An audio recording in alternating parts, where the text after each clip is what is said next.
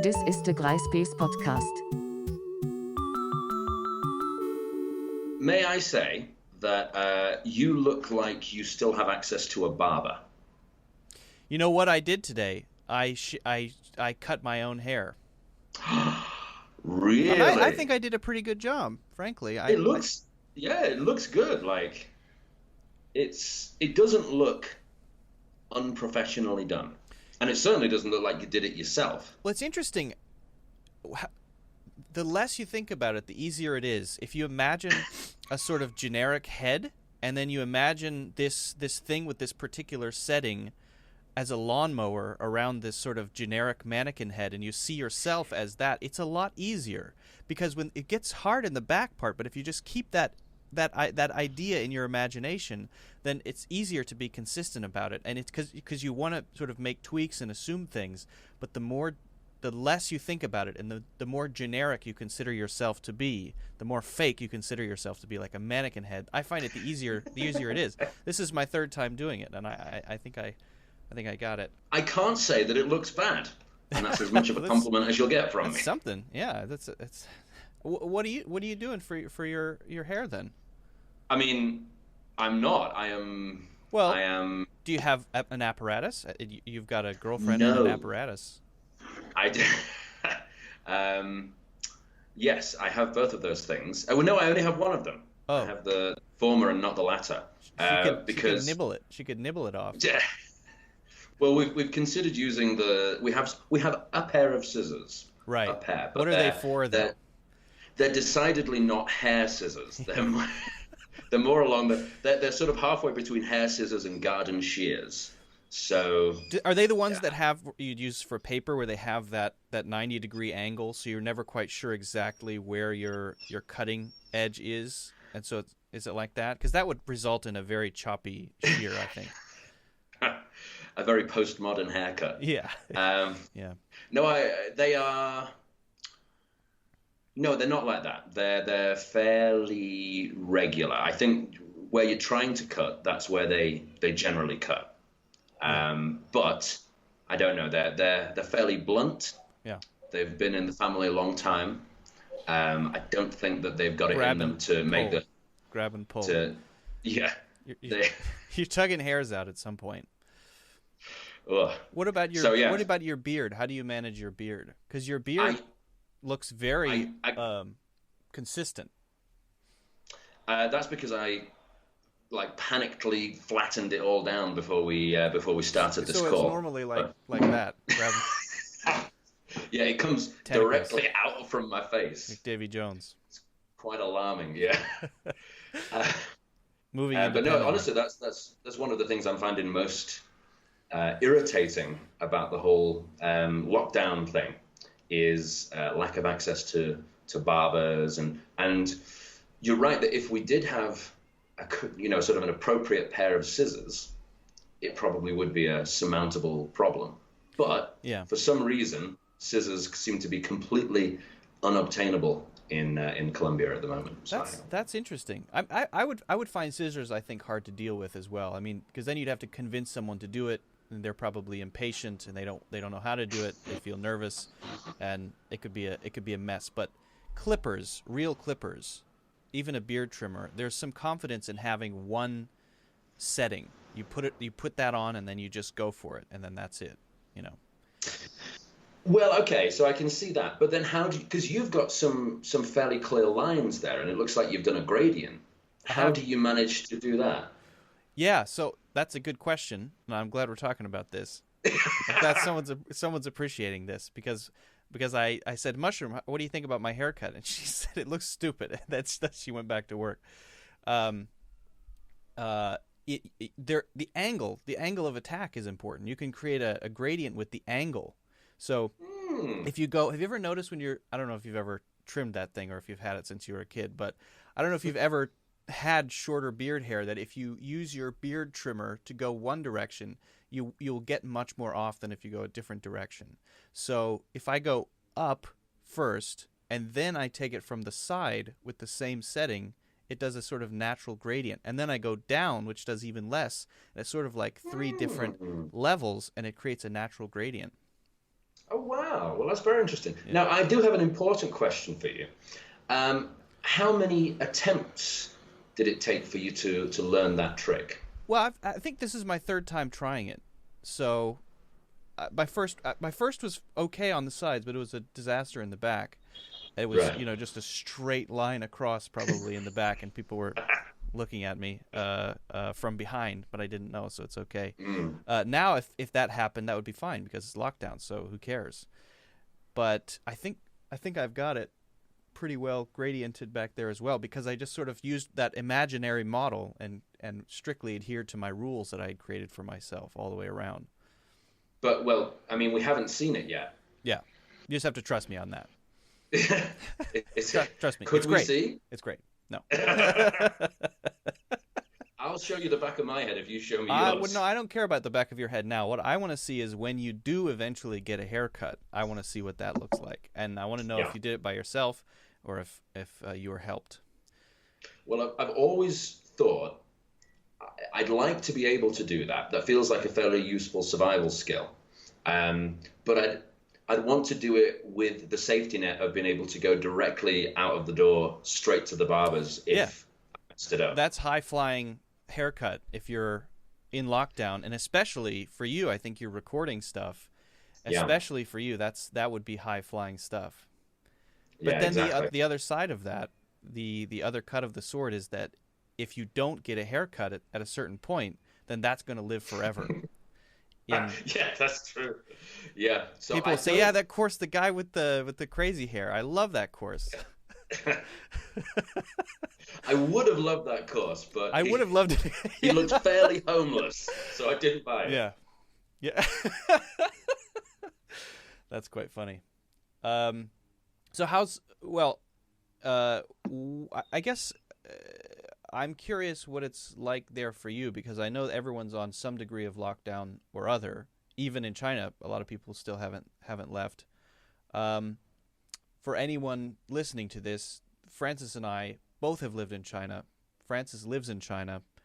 Both of us teach or have taught English as a second language. We are also colleagues of a sort. So we have a lot of overlapping stuff. Only one of us can cut our own hair. Yeah, but yes, that's one thing where we and you Basically, the and only you thing that's have different. you can do this. I can't do that. You can grow beard hair out of your face, whereas I can't. Yeah. Mine, I have an It's a Amish blessing and a tendency to curse. mine. It comes in where I don't want it to be, which is underneath, Yeah. So that's where we differ. That's the only thing that's different about us, probably. What's the degree of the lockdown where you are? It is. We are locked down to a fairly significant degree. Who's we? So hello. Hello. I am in Medellin. I'm in an apartment with Elizabeth, who is my girlfriend. Mm-hmm. She is Colombian. She's from Medellin, and we have been here. It's just you two. It's just the two of us in the apartment. Yeah, and we've been here since we came back for Christmas, and we're planning to go back to China at the end of January, and had 2 sets of flights cancelled on us, one at the end of January and then one rearranged at the end of February, which was also cancelled. And we've kind of been stuck here in fairly comfortable limbo ever since. But she's from there, so what level of interaction do you have, for example, with her family, or are you also distanced? Is it within the city? Everybody's on lockdown? What's the degree of it? Are people knocking on doors to make sure that you're inside? How's that working? It's not quite to that extent, but it's basically you are not allowed out on the streets unless it's your day to go shopping. So with the ID cards that Colombians have, they organize people based on the last number of the ID card, so the last digit. It's a good idea. So, yeah, on a Tuesday, 9 and 5 can go out, and on a Thursday, 4 and 6 and 8. So yeah, it's quite smart. They stagger people going out, but except for that, so I don't have a Colombian ID, so I'm stuck in the apartment all the time. Wait, so what can you help carry groceries? Can you be sort of a helper, a carrier? Or you have to be with someone? Is she your chaperone, sort of, and you're with her? Or do you have to wear a special badge or a pin? Or just a hat. Yeah, a silly hat. Hat. Foreigner, doesn't belong. Probably the cause. It would be said that by certain people here that you wouldn't need to wear a hat to be known as a foreigner, because the gringos wear shorts and sandals with high white socks, and that's how you know. Yeah. But no, I've never seen you do that, though. I've met you in person a few times, and I've never seen you wear white socks with sandals, which is good. I haven't done it since I started dating in Colombia. Oh, okay. There probably are pictures out there of me wearing the offending items, but yeah, not recently. I've been educated. I've been re-educated, let's say. What's the enforcement, though? Is it like in India where people are just whacking others with sticks? I've seen that. I've seen videos of that go viral. Yeah, it's not quite to that level, but you will get stopped by the police and fined if you're out without a good reason. People with dogs are allowed out. You're allowed to walk your dog. That but would for be example, a disaster if not. Yeah, it really would. So a dog is a pass basically to anything. You could be literally anywhere and just say, "What? I've got my dog. I have to be here." In theory, I suppose. Sounds like a hack. It's a back door. It's a back door to going anywhere you like in the city. Yeah, but I mean, in comparison to say the UK has said you're allowed one form of exercise per day, which I take to mean one session of exercise. How do they can't count that though? There's no way. They just encourage. You look tired. Wait Is a this second. your second session? This has been used already today. I can smell it. No, I just don't wash my clothes. I'm extra sweaty. This is just who I am. This is my first run. No judgment for that. Well, so my sense is that in the UK, in the US, there is a policy of encouragement and trying to get people to sort of culturally adhere to the rules, whereas in some other places it's a bit more strict. And it seems like, and I don't know what you think about this, but it seems like the places where you have stricter enforcement, you have a better containment of the situation. I don't know to what extent that's true, but it looks true in Korea, in China. When you're throwing people in the back of vans and putting them inside of plastic bubbles against their will, it seems to work pretty well. So I don't know what that means, but it makes me confused about unfettered freedom. Yes. Well, I mean, I have an interesting. Well, what's your take? You can decide if it's an interesting question, but I have a question for you. As someone who is an American and presumably, broadly in favor of democracy, in some form or other, did you find that having lived in China for how many years? For 5 years? Well, 4 years, and then visits add up to 5. So however you want to count it, yeah. Did you find that your attitude? Do you find that your attitude has changed in terms of, for example, for me, I studied politics, and I was always very much in favor of democracy, but I definitely feel like my attitude has, I don't want to say matured, but become more nuanced, let's say. Yeah, matured is definitely that's extremely arrogant. Yeah, very. Yeah. But it's certainly I'm able to accept a wider range of views, having lived in China for nearly 9 years now. Yeah, in what ways though? Because the ways that has evolved kind of matters more than the fact that you've evolved. I mean, everyone evolves depending on their circumstances, but what kind of changes have you made to your sort of model of politics or civil life? Well, it's still evolving, to be honest. I'm not at a point where I can say, well, this is exactly my position. Well, nobody can ever arrive there, right? Because as soon as you say that, you're in a discussion where it's about to change, probably because you're having conversation, hopefully, that will, on reflection, give you reason to evolve it further, right? So there's no need to have a final model. No one's asking you to put out a pamphlet. Although I'd say that a lot of people do have what they would consider to be a final model in their head. But isn't that a weakness? Isn't that a form of childishness to say that you've arrived? Because this is the absolute truth. There's a tendency, a human tendency, to want to feel that you've arrived, because that gives a sense of bedrock, a sense of stability. But even people who say that they've arrived never arrive, because they even people who watch a lot of Fox News, they're still being shaped by Fox News, which changes over time. Yeah. Anyway, yeah. So I want to talk about that too, but I'm curious how you have revised your model. I definitely think that. Well, I mean, I'm also influenced by Brexit, as I'm sure a lot of people in the UK have been. Mm-hmm. So I would have previously said that the more democracy, the better.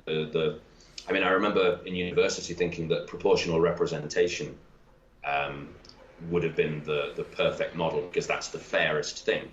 If, let's say, your two main parties get between them 60% of the vote, but then control 95% of the seats in Parliament in a British model, that didn't seem fair to me. Right. But then you look at India and you go, oh, maybe not. Well, a lot of countries, a lot of, like, say, Italy seems to have been having a lot of trouble putting a government together, even Germany. So since Boris Johnson, who is someone with whom I just instinctively disagree, just based on his style and his background and the fact that he ruffles his hair to make it messy before he goes out on camera. Since he won his majority, a lot more things have happened. That's a powerful government, but it's made a lot of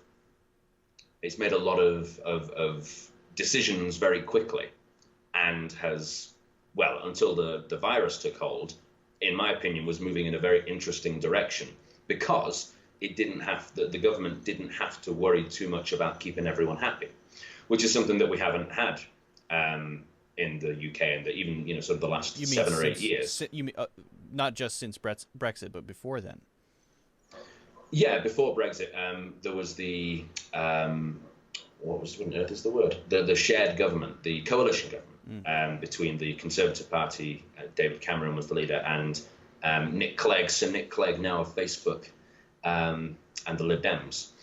There was a lot of things where each side had to consider the other side's position, and it didn't feel like a lot was really moving forward and being achieved. It was kind of a very slow progress. In the sense of American politics, which is more of a deadlock model, where you have a Mitch McConnell figure who just blocks everything that comes through, or in a sense of there being too much compromise, and by the time you reach the end, you get this sort of blob that isn't really anything? The latter. Okay. Because the two were working together. The two parties were working together, unlike the So it's Democrats and the incrementalism. Republicans. It's incrementalism as the majority model for legislation, basically. Yeah, you could put it like that. Okay. Whereas a strong, a government that has a strong parliamentary majority, as the Conservatives have now, has the power to do a lot more, much more quickly. Or like an FDR sort of government. Yeah. Yeah, and then the natural sort of extension of that is the Chinese model, where there is no opposition, and things can happen very quickly and in whatever direction the government chooses. Which there is an opposition. You just need to have a passport in order to get there. Yeah. Yeah.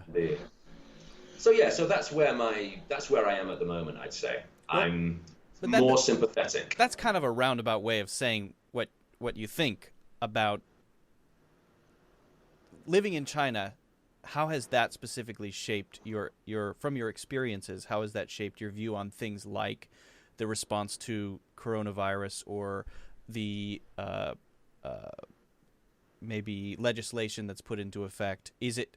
Do you mean, as a general sort of principle, you think that it's better if one party, no matter which party, has more power? That's somehow an ideal situation, as sort of a general rule? Or do you mean it more in the sense of the ability to act quickly? And maybe you can clarify it a little bit, or maybe I'm just too dumb to understand what you said. Get the implications of what you said. Well, this is something where it's kind of evolving even as I speak. But I think the ability to act quickly and sort of decisively and have the power to do things and not necessarily have to worry about every possible interest group who might put up some sort of opposition. A classic example is trains. I don't know if you're familiar with the what is the name? HS2, the high-speed train network that the UK has been mulling over for the last 10 years. Same situation in California. It's almost a mirror image of what's going on there. Yeah. And you look at that, and everybody has to be very careful. There's people along the route who need their interests looking after, and then there's consultants who we need to stop for the nihilists. Involved. The nihilists need to stop. So, whereas you look at China, and the government could say, "Yeah, let's do it." Yeah. All right, and then they start doing it, and everybody kind of has to get out of the way. Right. So obviously, there's drawbacks to that approach. Yeah, definitely a double-edged sword for sure. Yeah. But it's a powerful sword. Well, it's a sword that would do a lot of killing. But then if you try to mediate that, then you're once again in that sort of compromise position. So you want to have somehow this ideal utopian equality of representation without violating individual groups' rights or freedoms, and at the same time you want to have high-speed execution. And right, so there's really no model that has all those things. I see what you're saying. I kind of agree with you. I mean, especially in regard to certain things. In regards to infrastructure, you almost want to have a king who's obsessed with infrastructure, and he has full power to do things and can decide things in a week. You want to have like a dictator of trains. You know what I mean? You want to have that, and nobody can stop him or her, whatever. That allows for, that's what's given China the ability to grow so quickly, right? But then that comes with the entire system ignoring personal freedoms, people not having access to all of the information that they might need to make well-informed decisions, even in their daily lives.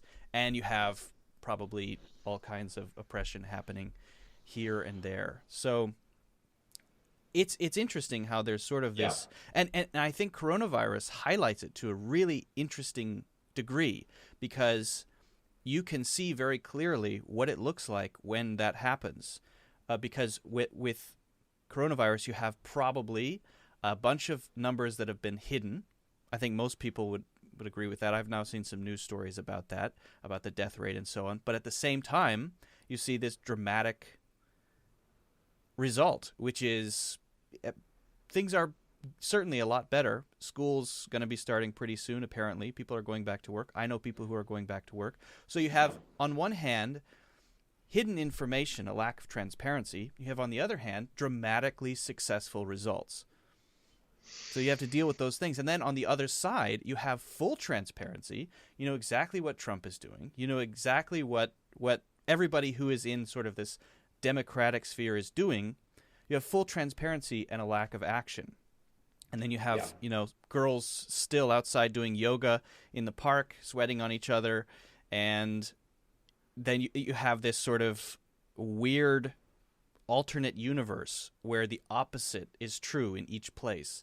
And in the case of coronavirus, that's devastating to the democratic angle and helpful to the authoritarian angle. So it's really interesting how it sort of highlights this strange global event which looks like it might never come back to normal. And it'll be interesting to see in, let's say, 2-3 years down the line, how that affects voting, because, I mean, will people move towards? Will people see that there are some benefits of having more powerful governments and move more in that direction, or will perhaps it have no effect at all? I've heard a possible model of more like global level government in certain areas like healthcare, because the mitigating thing would have been to have a single global network, much more powerful than the WHO, for example, who was on this from the beginning, right, and able to actually throw some switches, make some things happen. But that doesn't exist. So I don't know. Are we looking at a sort of future globe level communism / free market economy where there are I don't know. It just seems like things can't be the same after this. It seems like if things are the same after this, it's almost a farce. Yeah. Although you don't want to fall into the classic trap of preparing for the last war. Yes, right. Yeah. So, I mean, will we see an event like this again Probably. in the next 100 years? Well, I'm sure there will be something along these lines, but yeah, hopefully people will be more prepared. But my question for you is, how do you think this will affect the perception that people have and the motivation that people have to deal with climate change? So you mean climate change just being sort of a prep for the climate change when those effects start to be more obvious? Exactly. Like yeah. This is a preview in a way. Exactly. Yeah. It's an assumption that they will be that dramatic. So that's unclear, because people have amazing capacities for cognitive dissonance, and they can take in facts and look at a graph and then at the same time claim something that doesn't agree with the graph.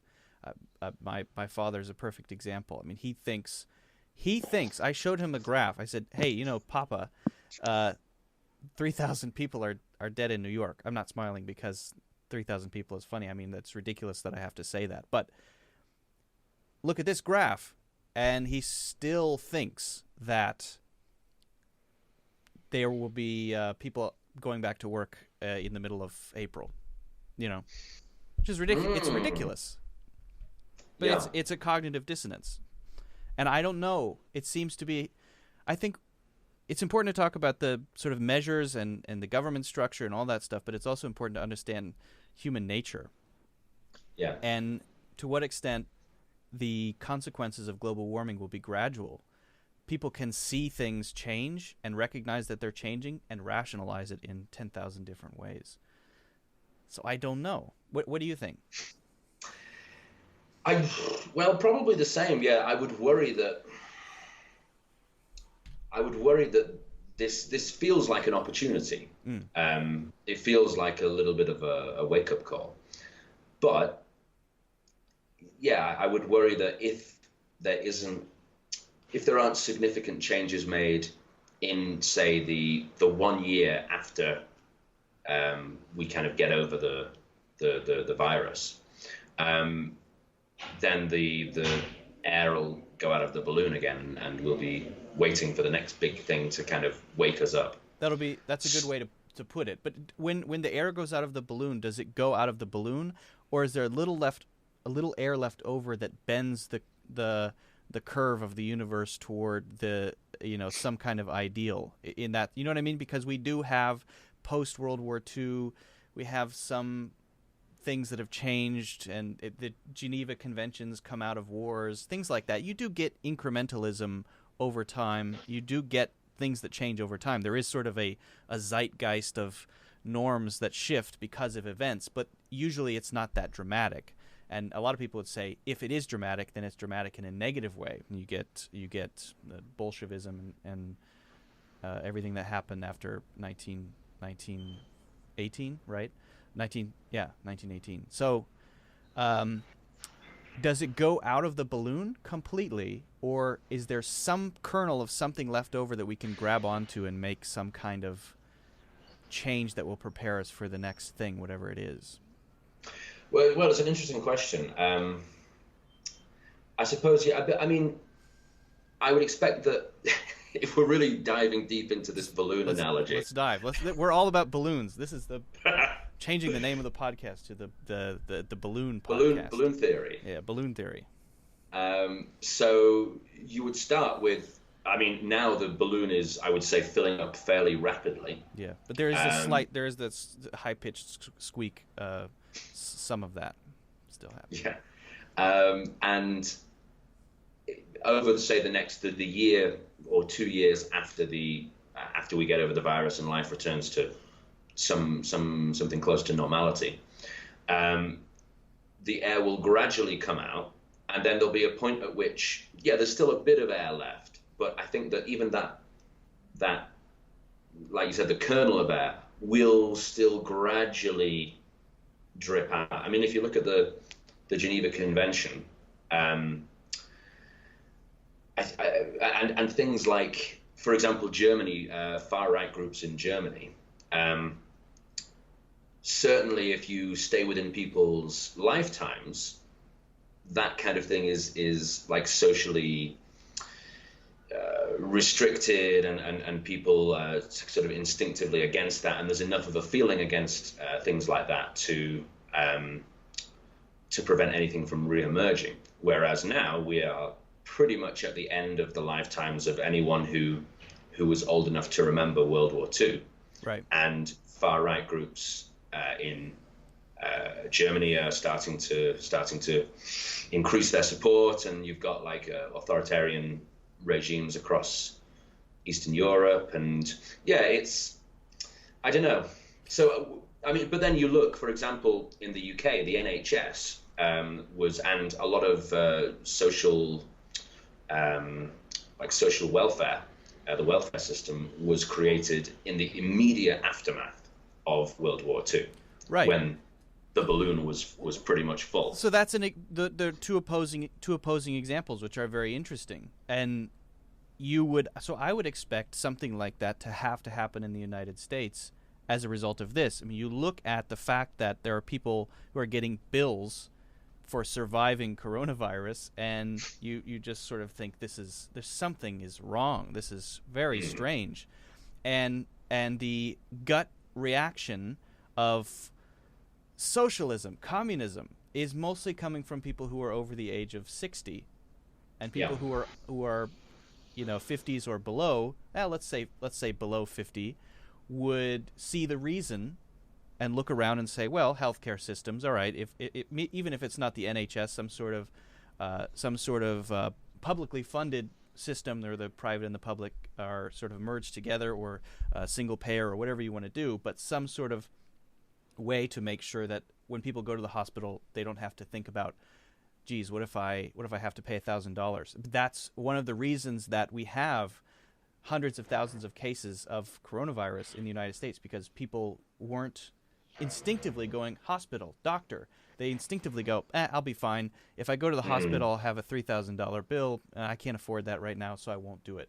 That sort of psychology is being pushed into the limelight. It has to be on the front of people's sort of minds and at the tips of their tongues in conversations, because it's ridiculous. It's almost a parody of capitalism.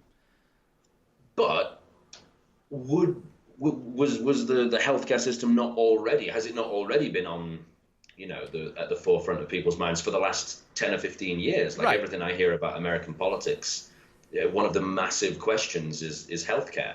And yet it seems like you still have, say, half the country saying that it's socialism, it's anti-American, and being pretty strongly opposed to there being some sort of centralized healthcare system.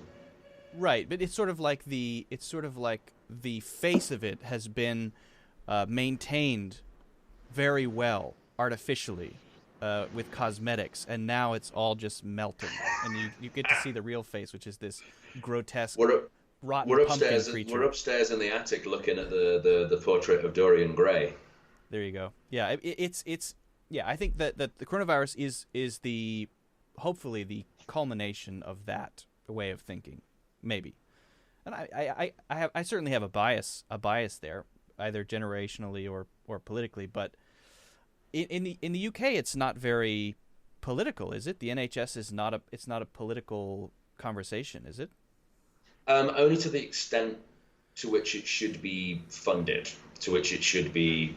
I mean, there's for the last 15 or 20 years, as long as I can remember, there have been news stories that the NHS is at breaking point, and questions about how much extra funding they should get.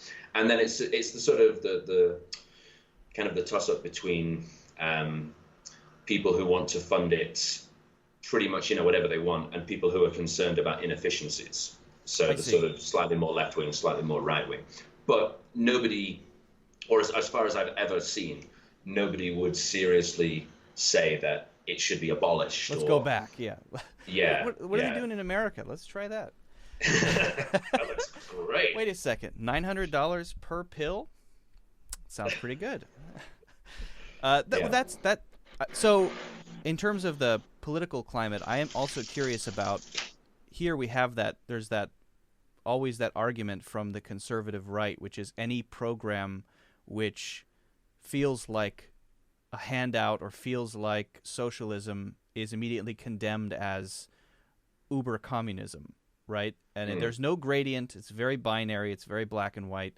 And that goes for education, university. It goes for healthcare. And interestingly, it goes for this economic stuff that's happening with sending people money to some extent, right? Giving people handouts. Ironically, it doesn't go for socialism for gigantic corporations because they can get lots of money from the government, which is weird. But I'm wondering to what extent that's a conversation for example, is there a correlation there with the pro-Brexit folk and that same sort of way of thinking as Americans have on the right, or is it a very different type of conservatism? I don't know. I think well, I must admit that I exist. Oh, they get very echoey there for a second. Yeah. I must admit that I think I definitely exist in some degree of an echo chamber. What is that? What do you mean? An echo chamber, as in I know what an echo chamber is, but I mean. Oh right, yeah. As in, I don't know many people who voted for Brexit. I don't know many pro-Brexit people. The vast majority of the people who I know are, if not sort of pro the European Union as an entity, are emotionally pro inclusiveness and being part of a team and not standing by yourself and things like that. But in terms of I think the attitude, as I understand it, a lot of the attitude of people who are pro-Brexit, it comes down to one of two things. It's either fear of the outside and fear of competition. I mean, a big question in Brexit was whether or not immigration from, say, Eastern Europe should be restricted, because people who come from Eastern Europe are like perceived to work for less money. Basically, it's South Park's sort of an attitude. If only I knew that reference. We've that talked is about this. extraordinary I'm to me sorry. that you don't know that reference. I don't feel proud of not watching South Park. I just don't like it. Sorry, everyone. Oh, you don't like it? I don't like South Park. Oh, that's a very interesting. Okay, can we come back to that? Yeah, I guess. Because that's, I feel like that's really worth talking about. Okay.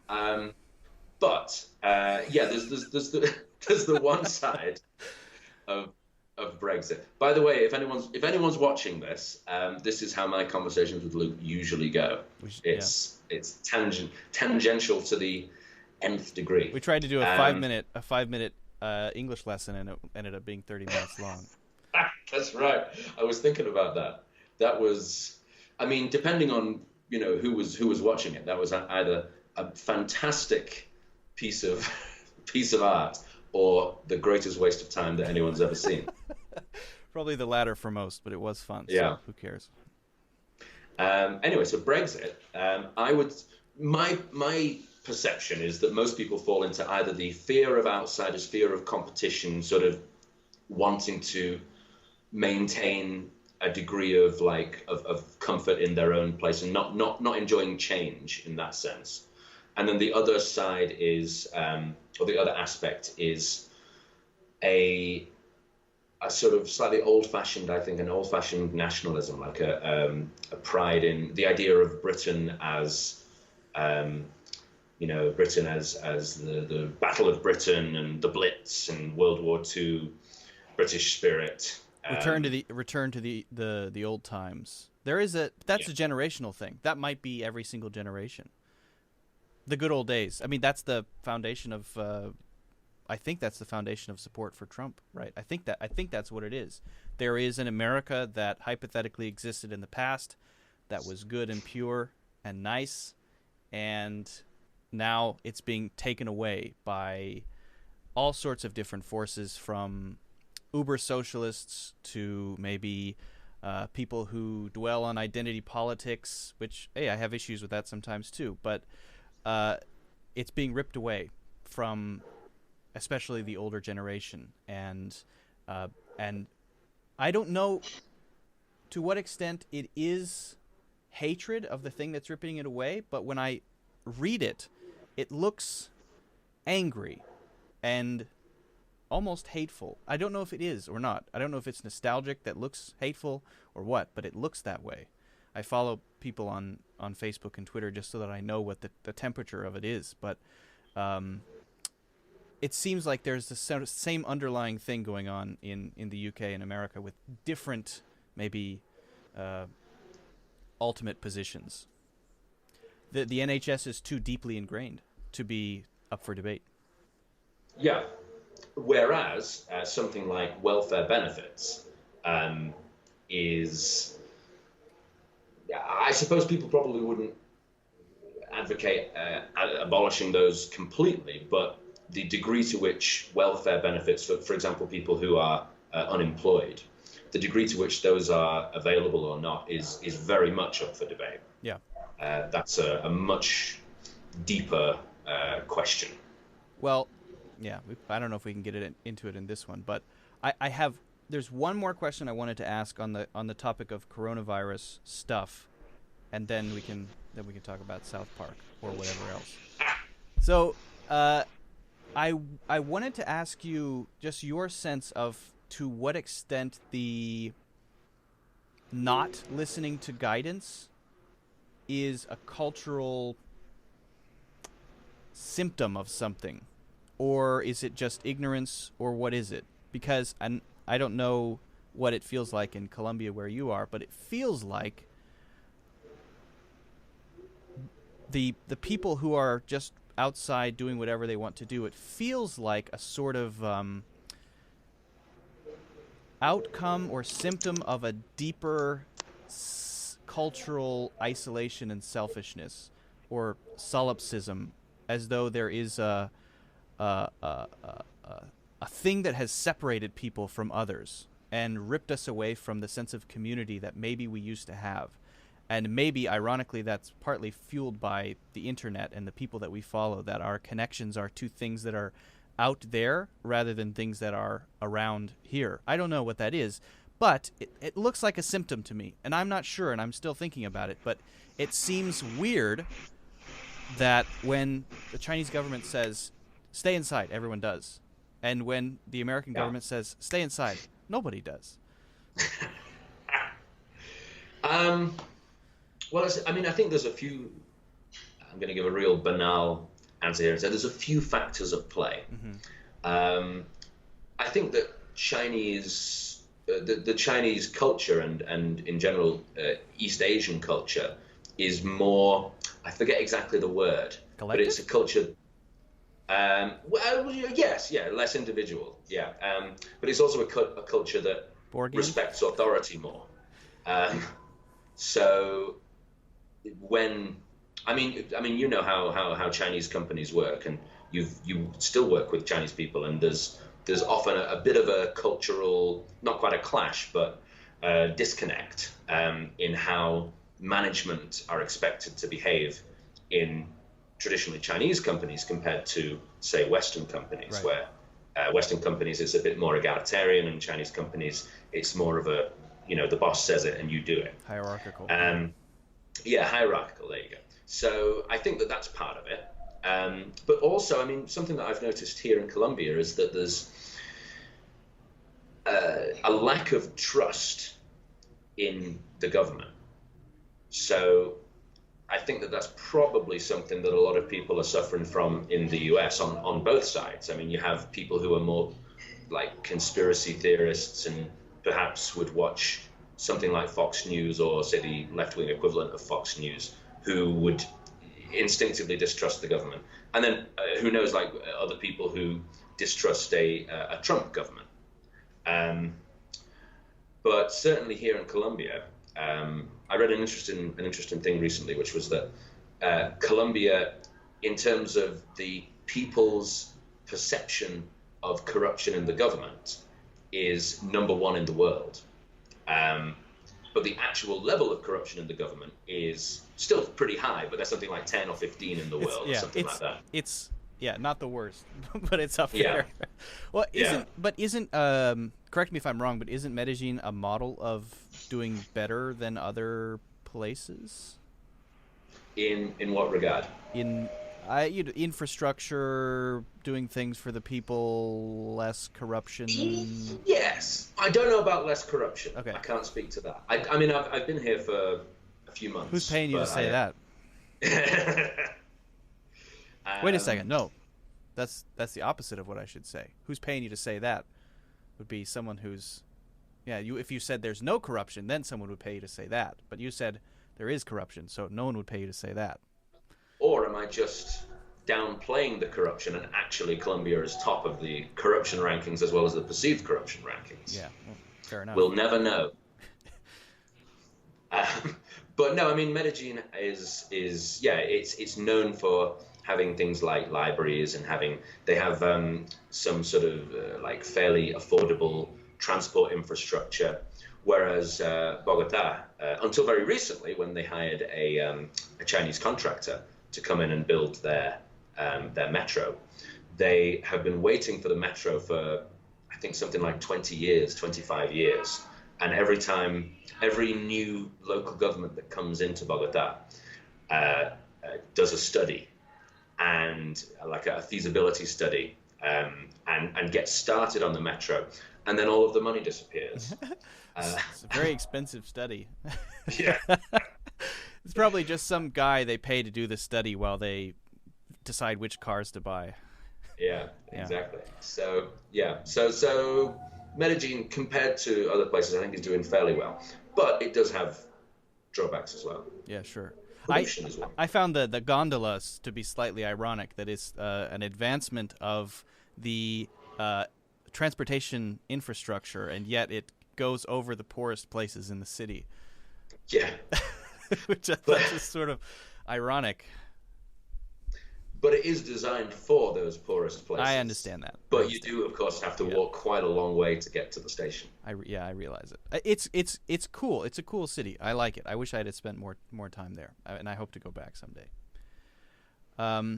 Well, maybe we can get to some other stuff. I think we've sufficiently covered it. Although I kind of agree on your point. I did want to bring up one variation. You said sort of anti-government, whereas I think a lot of Americans, rather than being necessarily anti-government by default, are anti-establishment by default, which is different.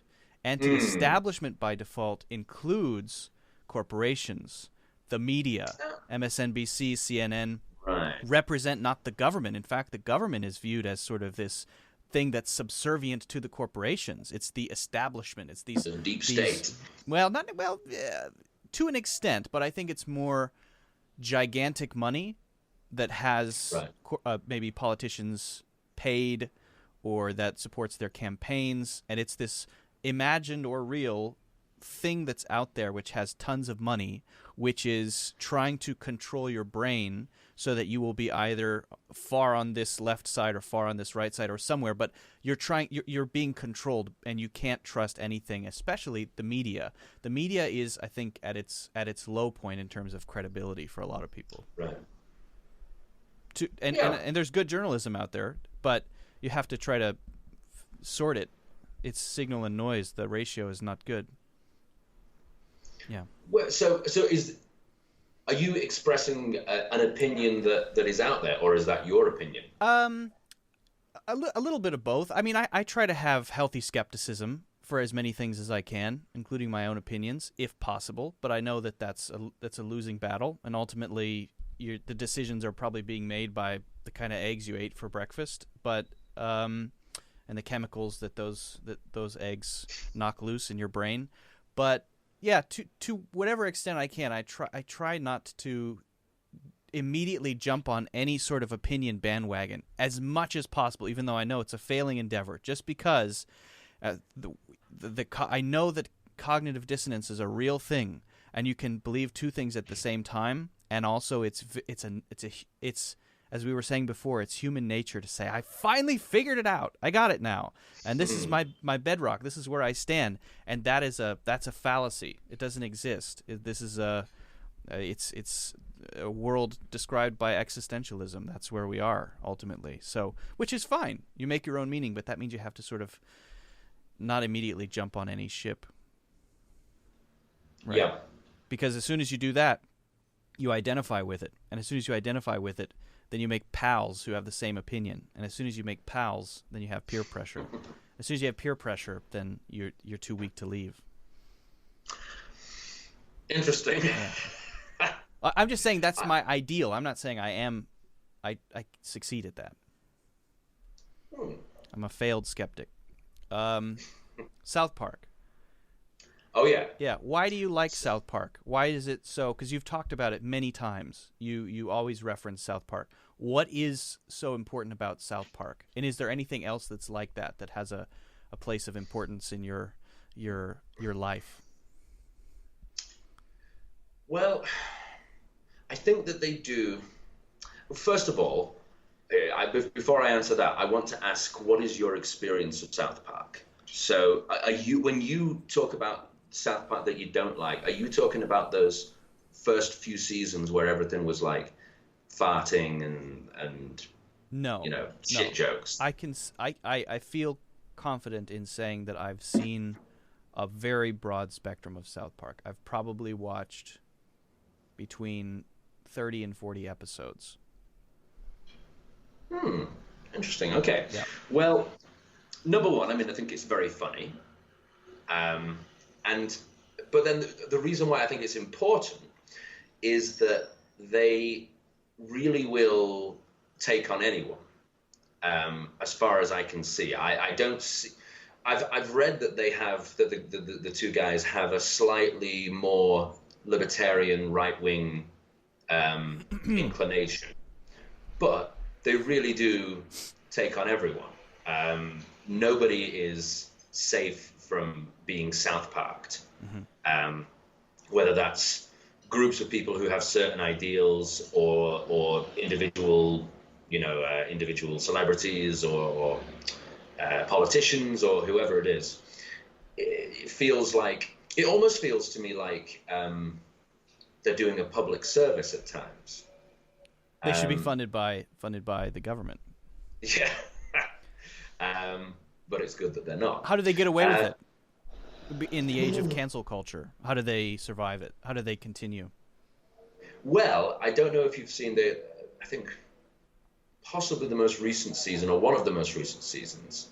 They basically called for it. They had a hashtag during every episode, which was hashtag cancel South Park. Genius. And, yeah, that's great. So they sort of put themselves right in the line of saying things that are fairly outrageous, and challenging people to cancel them, but also taking on that whole cancel culture at the same time. Is it that are they unique in that? Are they the only place for satire that is pure in the sense that it doesn't have another thing that it's protecting?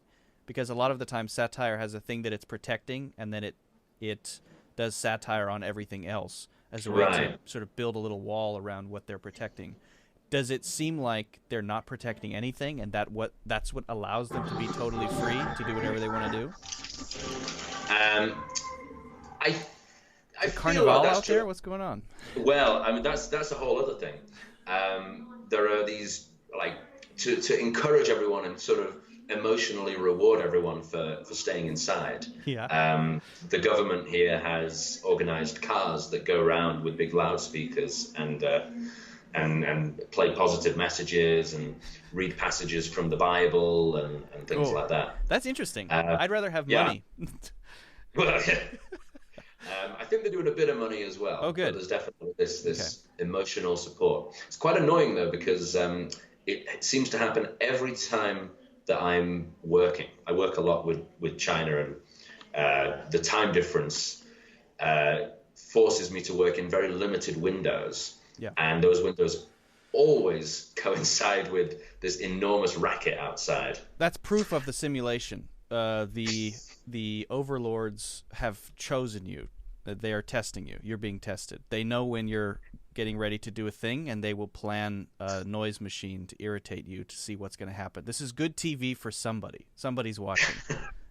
It certainly feels. It It's the certainly Francis feels like a sitcom. test. I know exactly the feeling. When I sit down to start recording a course, invariably, the dogs who haven't barked in 2 days will have a bark battle, and then I'll be about to start, and then an ambulance goes on it's on a treadmill. It doesn't even move. It just stays in one place. It's ridiculous. Oh dear. Yeah. The Luke show. Yeah, the Luke and Francis show, 2 separate shows on different channels. Yours is in Spanish. What were we talking about? Talking about South Park and its importance. Oh. Yeah, and whether or not yeah. they're protecting something. Yeah, so I feel like, I mean, I may be proven wrong here because I haven't done that much research into it, but it feels like everybody gets it in South Park. They don't leave anyone because, you know, they have there's recurring characters who are the sort of the hillbillies, the rednecks, kind of anti-immigrant, pro-gun sort of groups. But then they also equally go after people who are very much into identity politics. And there was a famous one where people who were driving, which car was it? I think it was Prius. They were driving Priuses. Became part of this kind of subculture where they also liked the smell of their own farts. So and then within that episode, came out a few months after George Clooney had made a really kind of self-serving pro-Hollywood speech at the Oscars. Right. And there was a weather report that came on that episode that said that the kind of the gas cloud of the farts of the Prius drivers was about to meet the cloud of arrogance from George Clooney's Oscar speech. There's a typhoon or something, hurricane. Yeah, Yeah. exactly. 2 weather Perfect fronts. storm. So that sort of thing Okay. is I think why you should be. I think you'd really. So this is I'm what I need. surprised No, you don't enjoy it. This is what I need. You should offer this as a service to people like me. A 10-minute recap of every episode so that I can laugh along with it. Because when you describe it, every idea that you describe, it makes me laugh. It's very funny. But in every other way, when I'm actually watching the show, it grates me. It's like a cheese grater on my face. And it's no fault. I don't blame anybody for it other than myself. It's like I wish I liked certain things that I don't like. Right? Do you have some things like that? I wish I liked truffles. I wish I liked truffles because they seem like a cool thing to like, but I don't. I don't like truffles. I wish I did, but I don't. I wish I liked sunflower seeds, but I don't. Oh. And I'm allergic to them, and they could kill me, but that's beside the point. I don't like them either. But actually, no, I don't know if I don't like them because I don't know why I don't like them. But it's the same thing. The voices of South Park irritate me, and I can't get over it, and I've tried many times. That's why I've seen probably 30 or 40 episodes of it, and I've tried. I can appreciate the ideas. I really can. But if there's a balance between the ideas and the message and the experience trumps it. And this is a sort of a weakness that I have about many things. Sometimes visually, aesthetically, I'm offended by something that causes me to not appreciate something that's worth appreciating. Interesting. Yeah. Yeah. I mean, for example, YouTube. You'd rather watch a fairly vacuous YouTube video that doesn't tell you a great deal if it has great production values compared to, someone, an expert in their field who's got a really echoey sound, has used a poor quality microphone, and the camera's kind of looking up their nose as they Not as they necessarily, speak. because that's not one of the things that really grates me. Really? One of my favorite things to watch on YouTube are Terrence McKenna talks, which have the worst audio that you can possibly imagine. It's warbled and garbled, and it's horrible, but it doesn't bother me. So it has to be a thing that bothers me. It's not just anything, right? It has to be a specific thing of someone's voice. If that thing bothers me, then yes, it would sort of conflict with that. Where do you stand on sort of similar shows to South Park, like Rick and Morty? Well, yeah. So I love Rick and Morty, but I wouldn't place it on. Yeah, I wouldn't put it with South Park. It's a different kind of show because Rick and Morty is about ideas and people, and less about politics and culture. More so. I don't know. I think that they share a certain Cynicism? disregard. Yeah. Cynicism. Yeah. Yeah. Well, the attitude is similar, but definitely the approach is different. I like Rick and Morty quite a bit. I'm a fan. But then, have you seen the latest Rick and Morty's, particularly the one where Elon Musk makes an appearance? I've been waiting for it to show up on Hulu because I don't have Cartoon Network. I don't have access to it, so haven't seen a single episode. But it's on Netflix now. Is it? Yeah. Rick and Morty is on Netflix. Yeah. Or at least it's on Colombian Netflix. Probably on Colombian Netflix, but not on American Netflix. It's not on Netflix here. Damn. Okay. Wow. Sucks to be an American. Well, the reason I brought that up was that they did. So the new season, Elon Musk appears in one of the episodes, and they go very easy on him, and it made me kind of uncomfortable how he plays sort of himself, like a slightly like an alternative reality version of himself called Elon Tusk, where he has two tusks coming out of his mouth. Which is a nice idea, but that's about as critical as they get of him. And I feel like, I really admire Elon Musk, but there's a lot of things that you could make fun of. And I felt like they pulled quite a lot of punches. Was it in the service of something else, like story or something thematic that needed him to be less focused on? Or that you felt like they wimped out? It just felt like they'd kind of parachuted in a celebrity, as The Simpsons started to do, sort of, 15 seasons in. They just thought, what's our story for this episode? Bill Clinton. All right, let's call him up. And that's how it felt. It felt like they just sort of dropped Elon Musk in there because actually it was a good episode except for that. But there was no need for him to be there. It felt like he had called them and said, hey, I'd like to be in your show, but don't make fun of me properly. How about we give me tusks? Fake. Yeah. Exactly. Yeah. The same way that Tom Cruise, everybody said that Tom Cruise had really grown and had got self-awareness when he appeared in Tropic Thunder, and he appeared as like he had huge fists or something. Yeah, fat and people hands. were making fat hands. Yeah, and people were making fun of the fat hands, but not Tom Cruise, who is eminently make funnable of. Yeah, I guess I can see that comparison. I don't know if it's the same thing. I mean, I see a lot of people making fun of Tom Cruise in general, so I feel like if he gets a pass once, then it's a small but minor victory. Whereas I haven't seen the episode, so I can't say. Is it a good season overall? Is it like season 3, season 2? Is it as good? It's only 5 episodes, which I believe is because they had a bit of, they're probably having a bit of writing trouble, I would expect. But yeah, it's 5 episodes rather than the usual 10 or 11. So it's a season that's over very quickly.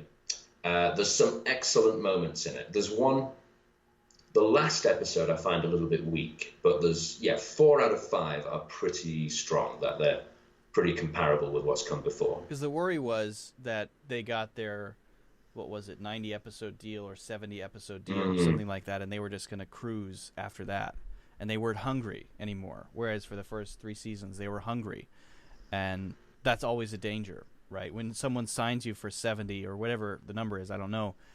There's a natural sort of feeling of comfort of, we know how to do this, and then you sort of relax. Has South Park done that? Do you think they relaxed?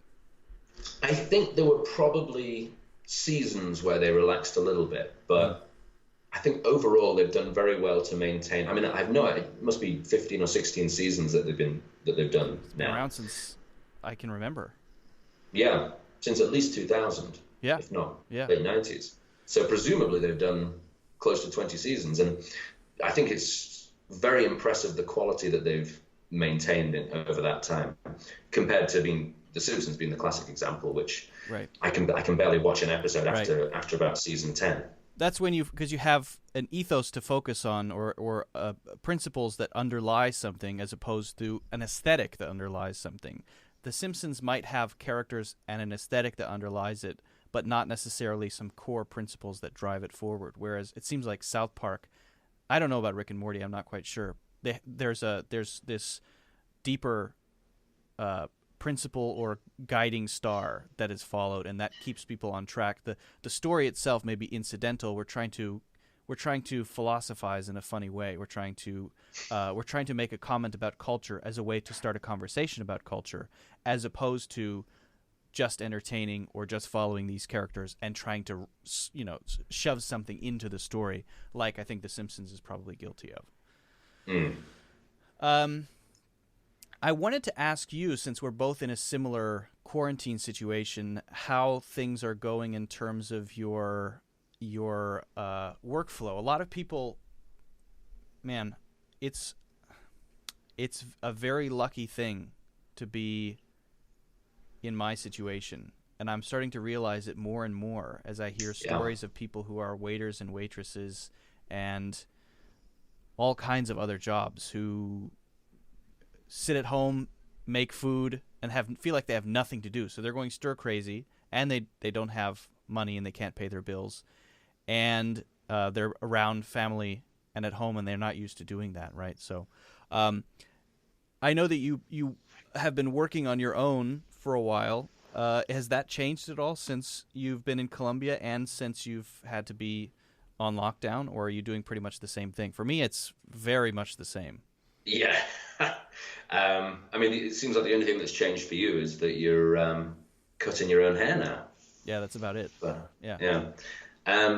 I wouldn't say I'm quite as well set up for lockdown as you are. I think that you have been kind of preparing for this. You've had this lifestyle for a few years now, so presumably it's only when you look out of the window that things seem strange, or when you look online.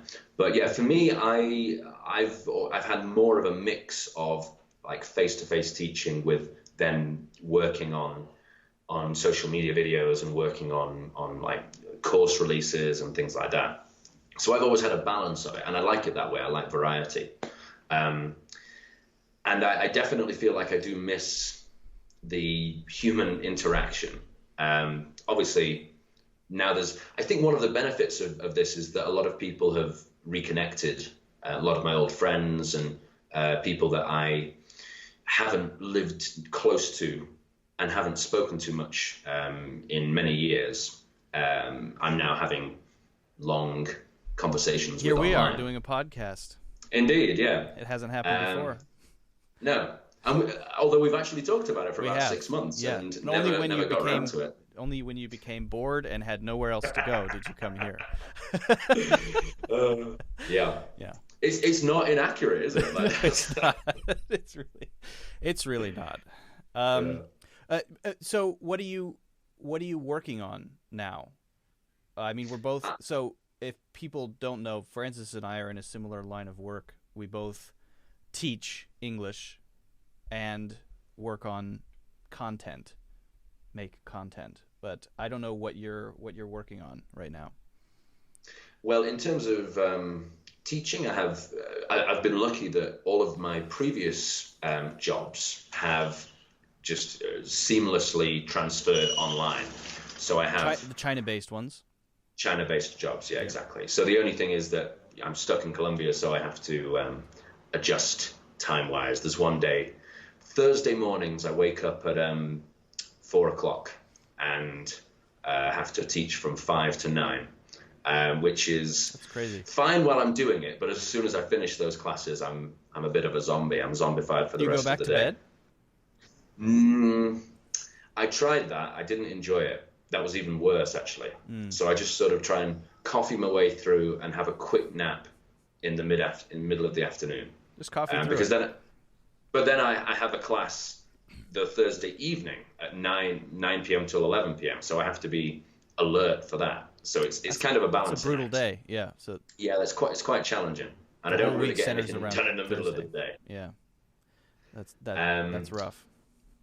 So that's been a little bit of an adjustment, but I've been pleased actually because I teach a lot of very interactive classes. I teach debate, I teach creative writing, and they've transferred surprisingly well onto So all of those people were online individual face-to-face students or groups, and then groups. groups. Okay, Yeah. like a giant classroom setting or a small group setting.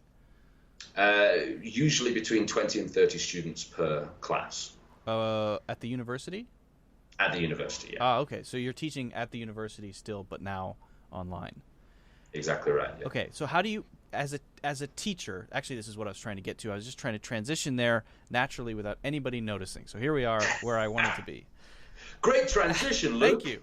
It took a few minutes longer than I wanted it to, but if I had said, so now we're going to talk about classroom dynamics in the age of coronavirus, it would have been, but I did it anyway. I just did it. So either way, it's a crash and burn for me. But what are the different dynamics for a group setting in terms of going from teaching university, and I would imagine it would be the same for a teacher of any classroom of 20, 30 students or whatever, even in a middle school probably, to teaching online. Is something lost? Is something gained?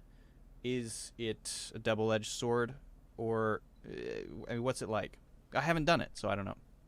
Well, first of all, a really kind of a slightly facetious point, which is that I love not having a commute.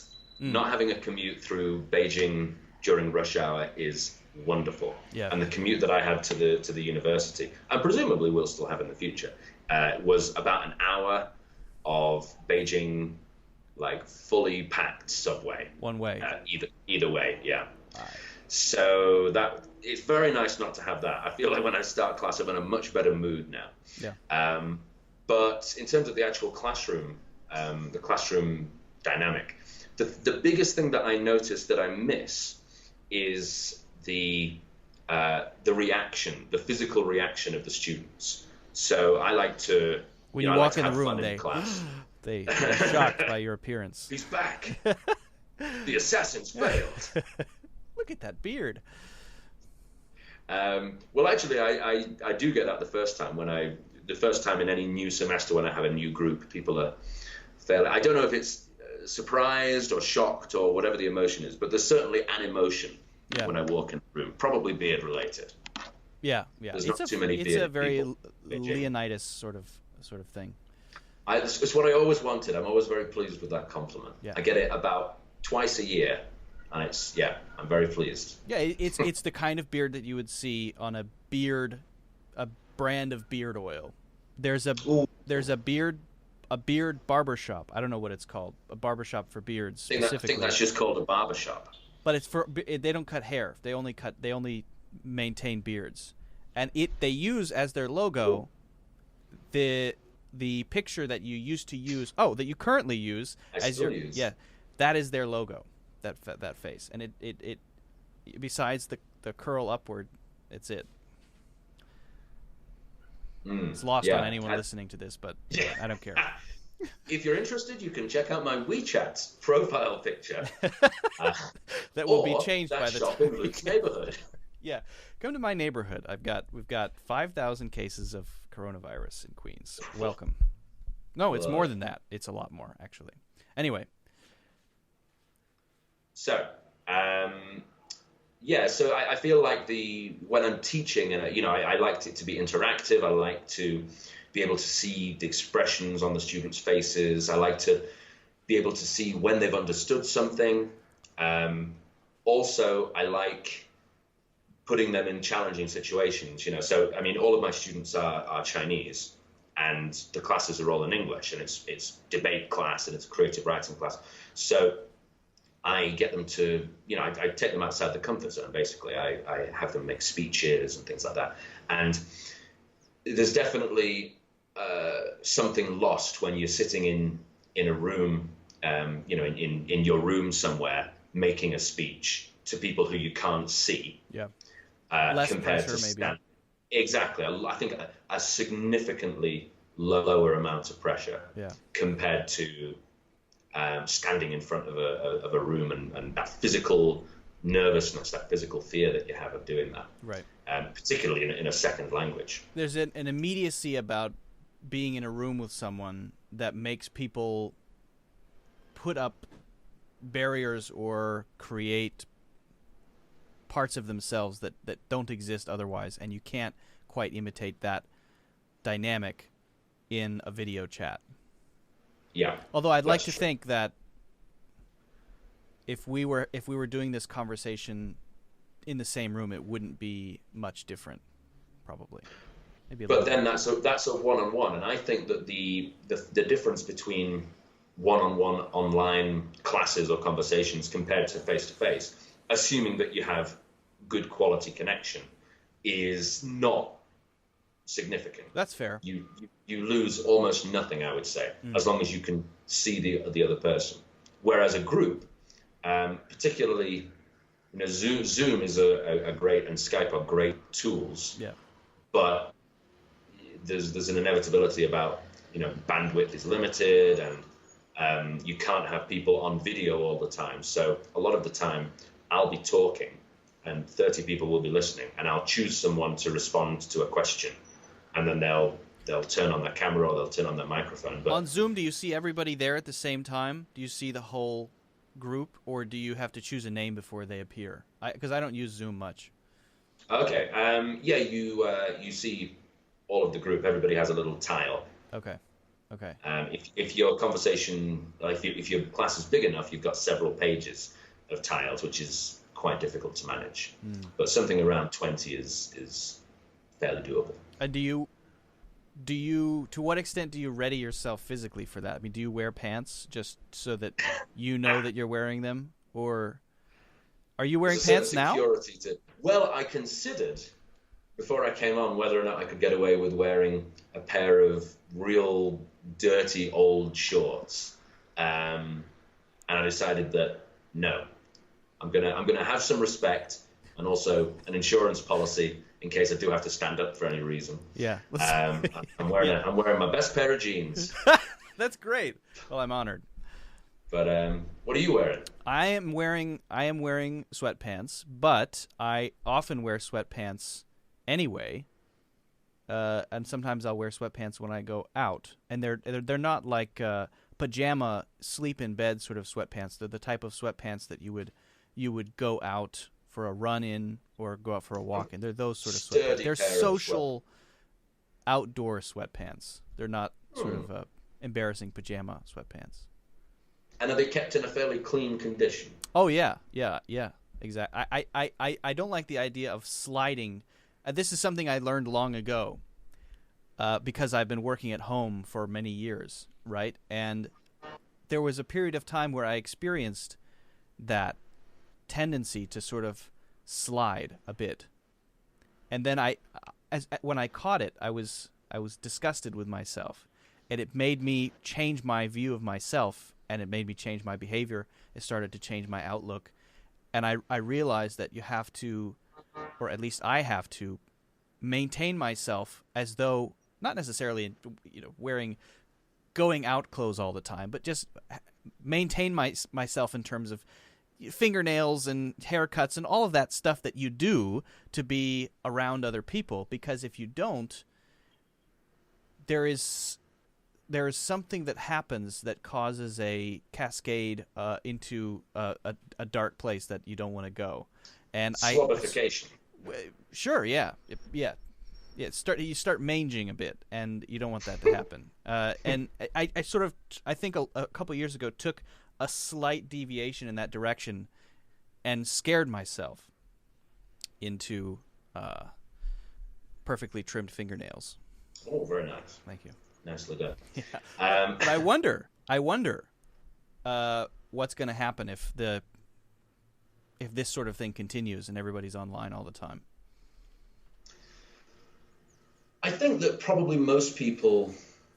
Well, I don't know. Yeah, it's an interesting question because, as you've mentioned, I make videos. I shoot content, and almost exclusively in my videos, I'm from about here upwards. Yeah. And so I've got a whole course coming out actually, which is about the IELTS English test, Mm-hmm. and for quite a lot of it, I've got a nice jacket.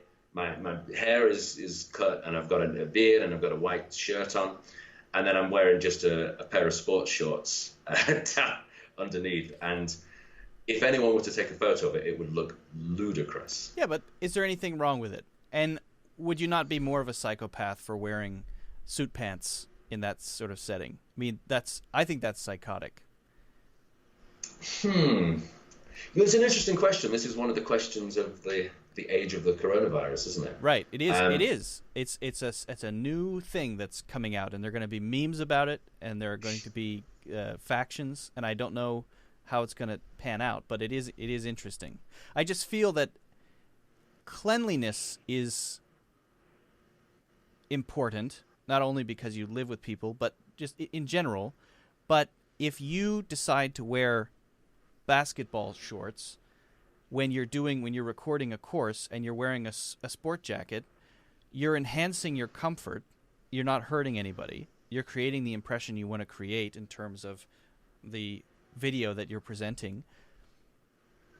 I don't know who's hurt by it. I don't know what changes by putting on formal pants, other than I don't know the answer. A rule that I've tried to live by over the last few years is always be ready to be photographed, and that nobody ever takes photos of me. Right, I see the point though.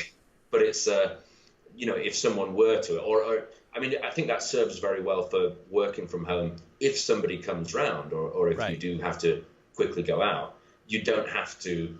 It's not a huge ordeal. You just walk out of the door. And I also think it's good for me mentally. So what I've been developing since I've been in lockdown is like a strict morning routine where I do a little bit of sort of yoga-y stretching stuff, and I have my breakfast. Yeah. I have a shower, and then I go and sit. We have a very nice balcony here, and there's a view of the whole of downtown Medellin, and I do 10 or 15 minutes of guided meditation. Nice. And if I do that, I tend to have a really good day.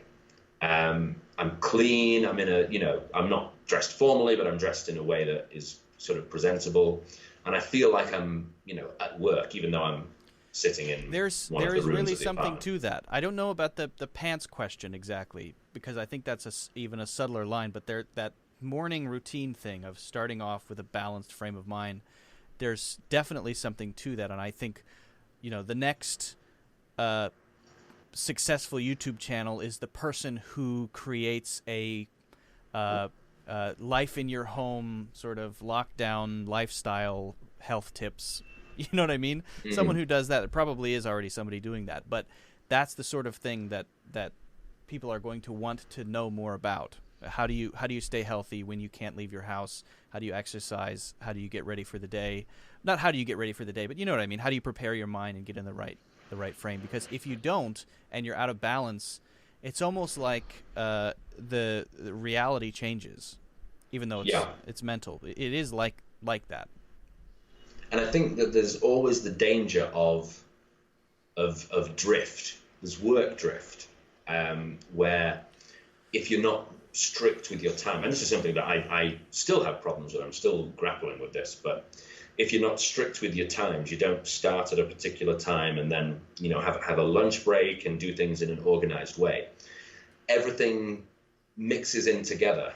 It's like paint mixing together, and you don't have your red time of work and your blue time of Right. of rest. So then everything becomes milquetoast. Yeah. Exactly. Yeah. Right. Yeah, And that's you a fair can't point. fully enjoy. Especially when you have a significant other. Yeah. Which it's even more How do you handle that? Is Mushroom working from home now? Presumably so. Yes, she is. She is. It's a little tough because I'm used to her being at work and having total focus during the day. And now it seems like there's more, because when I'm totally focused, I get into a flow, and that works really well for me. But getting into the focus takes a little while, and I don't know why it is, but I can't snap into focus immediately.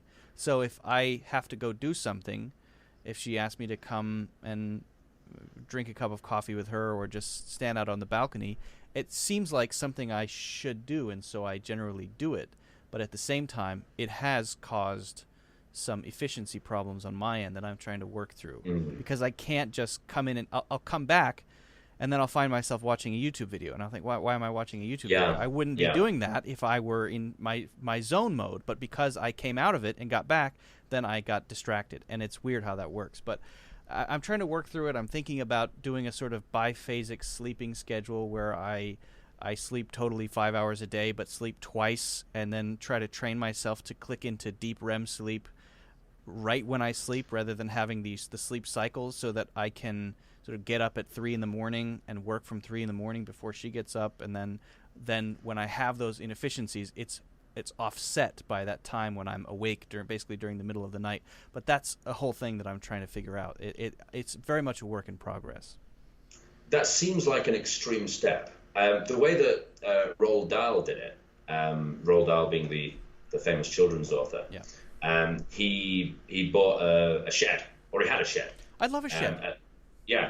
Shed at the end of the garden. And I've always loved that idea. I've never been a writer, but I would love to be a writer and to go off and, go to take my sandwiches and my thermos of coffee and go to the shed at the end of the garden and do, 5 or 6 hours in the shed. Dream come and true. And then come out and. Well, you don't have to be a writer to do that, though. You could do what you do and just still have a shed. Well, that's true, but you need a garden for a shed. So first you get a garden, then you get a shed, and then it's a whole process. Put on your basketball shorts. I always remember the thing that stuck out to me more than anything else when I read The Girl with the Dragon Tattoo, which is a story. Have you read that? No, I haven't read it. I know of it. I know what it is, but I haven't read it. I haven't been into novels recently. Novels are great, but extremely dangerous to people in our line of work because they are very addictive. Yeah. And if you're having to maintain your own schedule and having to be disciplined, a novel is even more than TV or more than conversations. Sure. I find novels, I'm very easily sucked in, and then it's very hard to extricate myself. The stuff I'm reading these days has been very painful to read, so it's been good. Yeah. But in the Girl with the Dragon Tattoo, there's a part at which the guy, the detective. Oh no, he's a journalist, but he's sort of being a detective as well, and he's off Daniel Craig. Daniel Craig, exactly. Yeah. Daniel Craig's off somewhere in the north of Sweden. Mm-hmm. It's all in Sweden, isn't it? Yeah. Psst, don't ask me. You're the guy who read it. I don't know.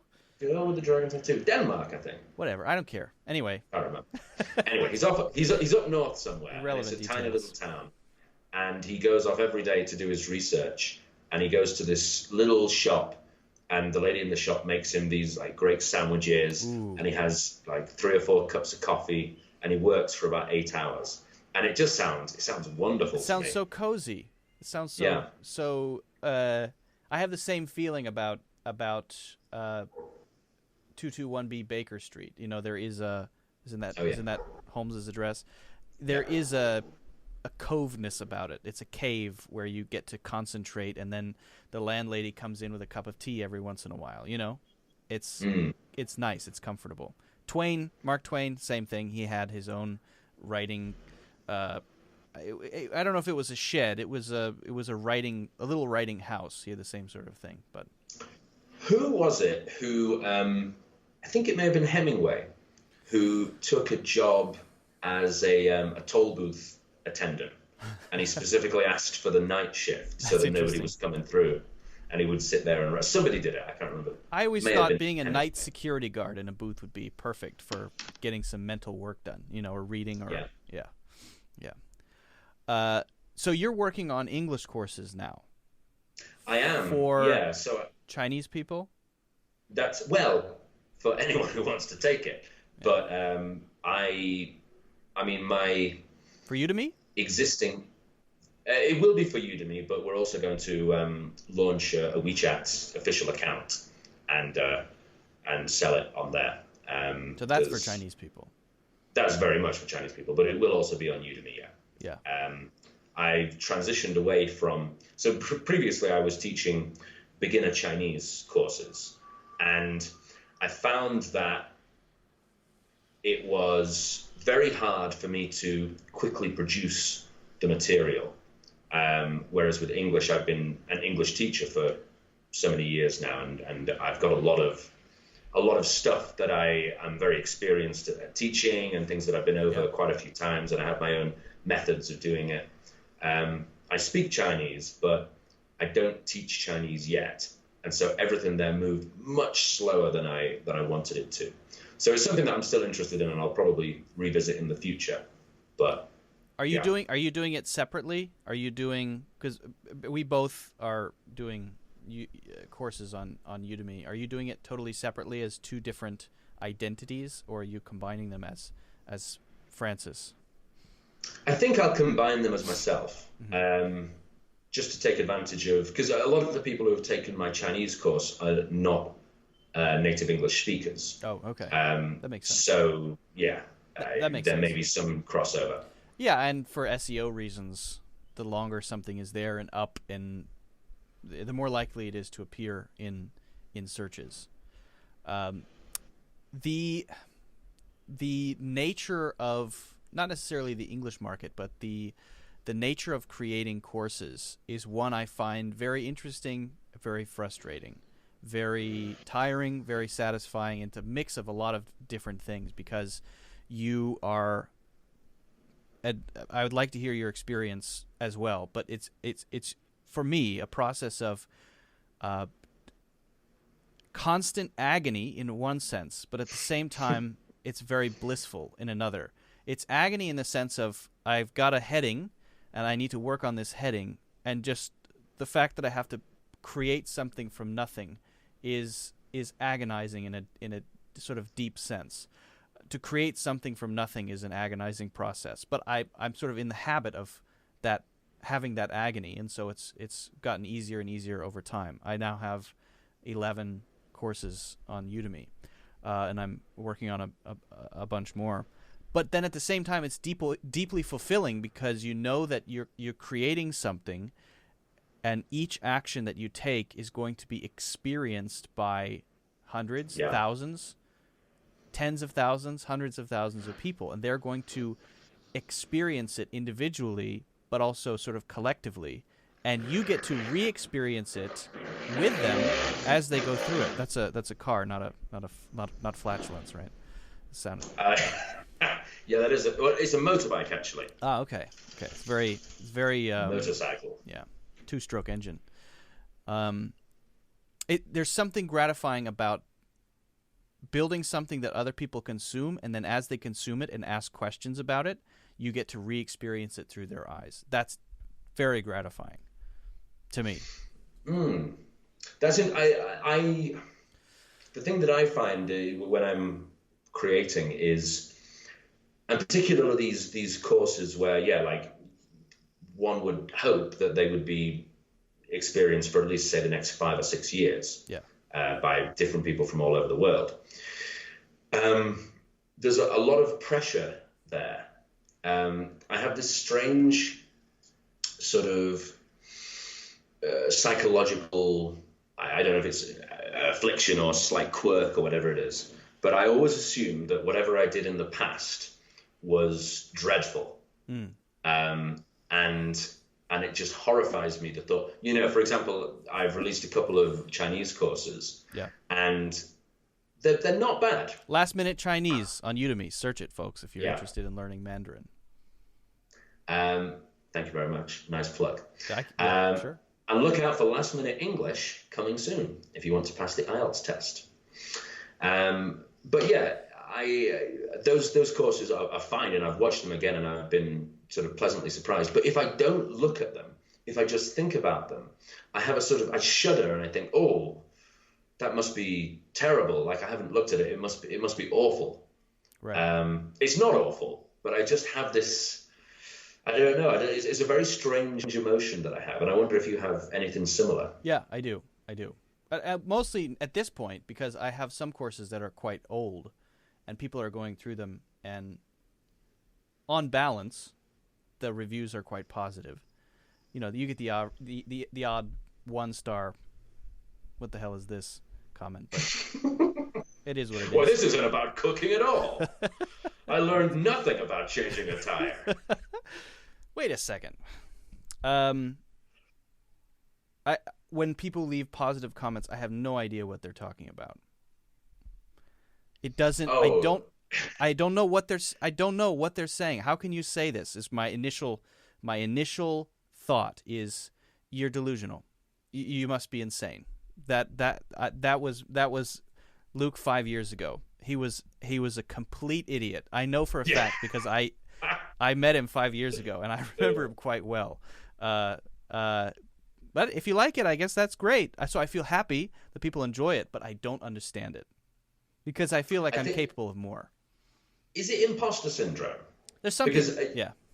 Because I look at my course, which I released. I mean, mine isn't 5 years ago. Mine was a year and a half ago that I released it, and it's got it's got 4.8 rating on Udemy, Solid. Which is out of 5, and that's pretty good. Very good. And I look at that, and my initial instinct is, oh, thank God, people haven't realized it's terrible.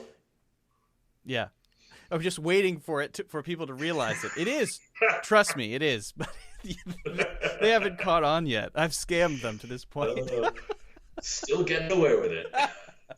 There is that. I think that is the definition of imposter syndrome, right? So, and it's not that you are scamming them.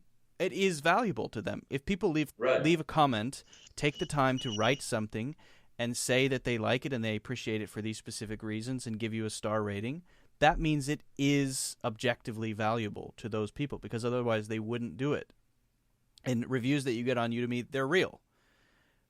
And there is a tingle of, oh, that's nice. But there's also this, I agree, this sense of, and I don't know if it's an affliction, and maybe it's just part of human nature. Whenever something that you've put out there in the world is under any sort of, not necessarily critical eye, under any sort of observation in any way, if it's reviewed positively, there's a tendency to say, yes, but, and then hope that you're better now. Like, if you could only see me today, then you would really see what I'm capable of. You know what I mean? Right. Yeah. I don't know what that is, but it's weird.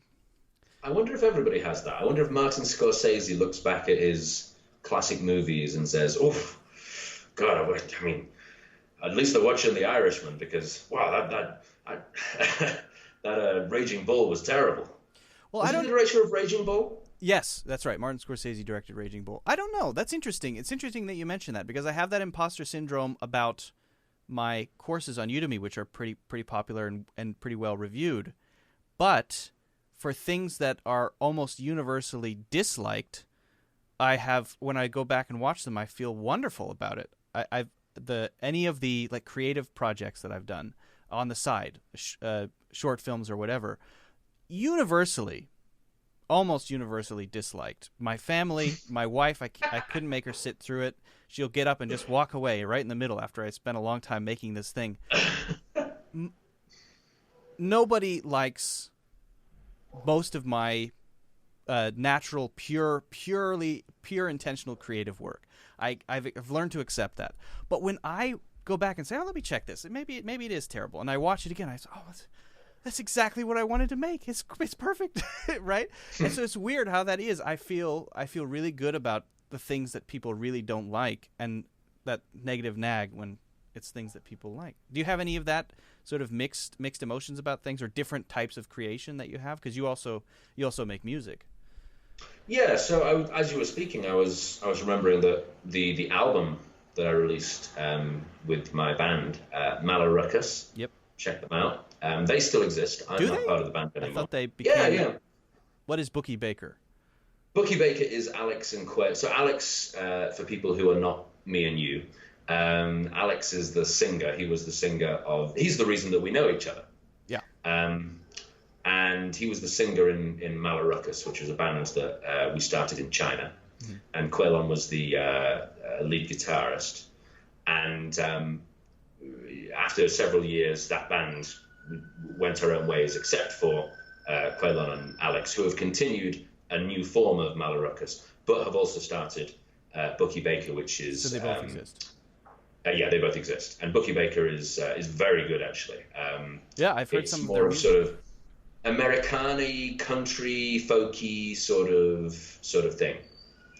Very good. If you like the Tallest Man on Earth, you would like, or Fleet Foxes or anything like that, you would like Bookie Baker. But anyway, so while we were making the Malaruckus album, I remember thinking that it was just, it was incredible. I remember thinking that it was, every song was a hit as we were writing it and as we were recording it, and it was an incredible process. I mean, to be fair, recording an album can be a bit boring, and there were very boring moments where, sure, we'd be doing the same thing over and over again for hours in the studio. And probably frustrating at points as well, I would imagine. Yeah.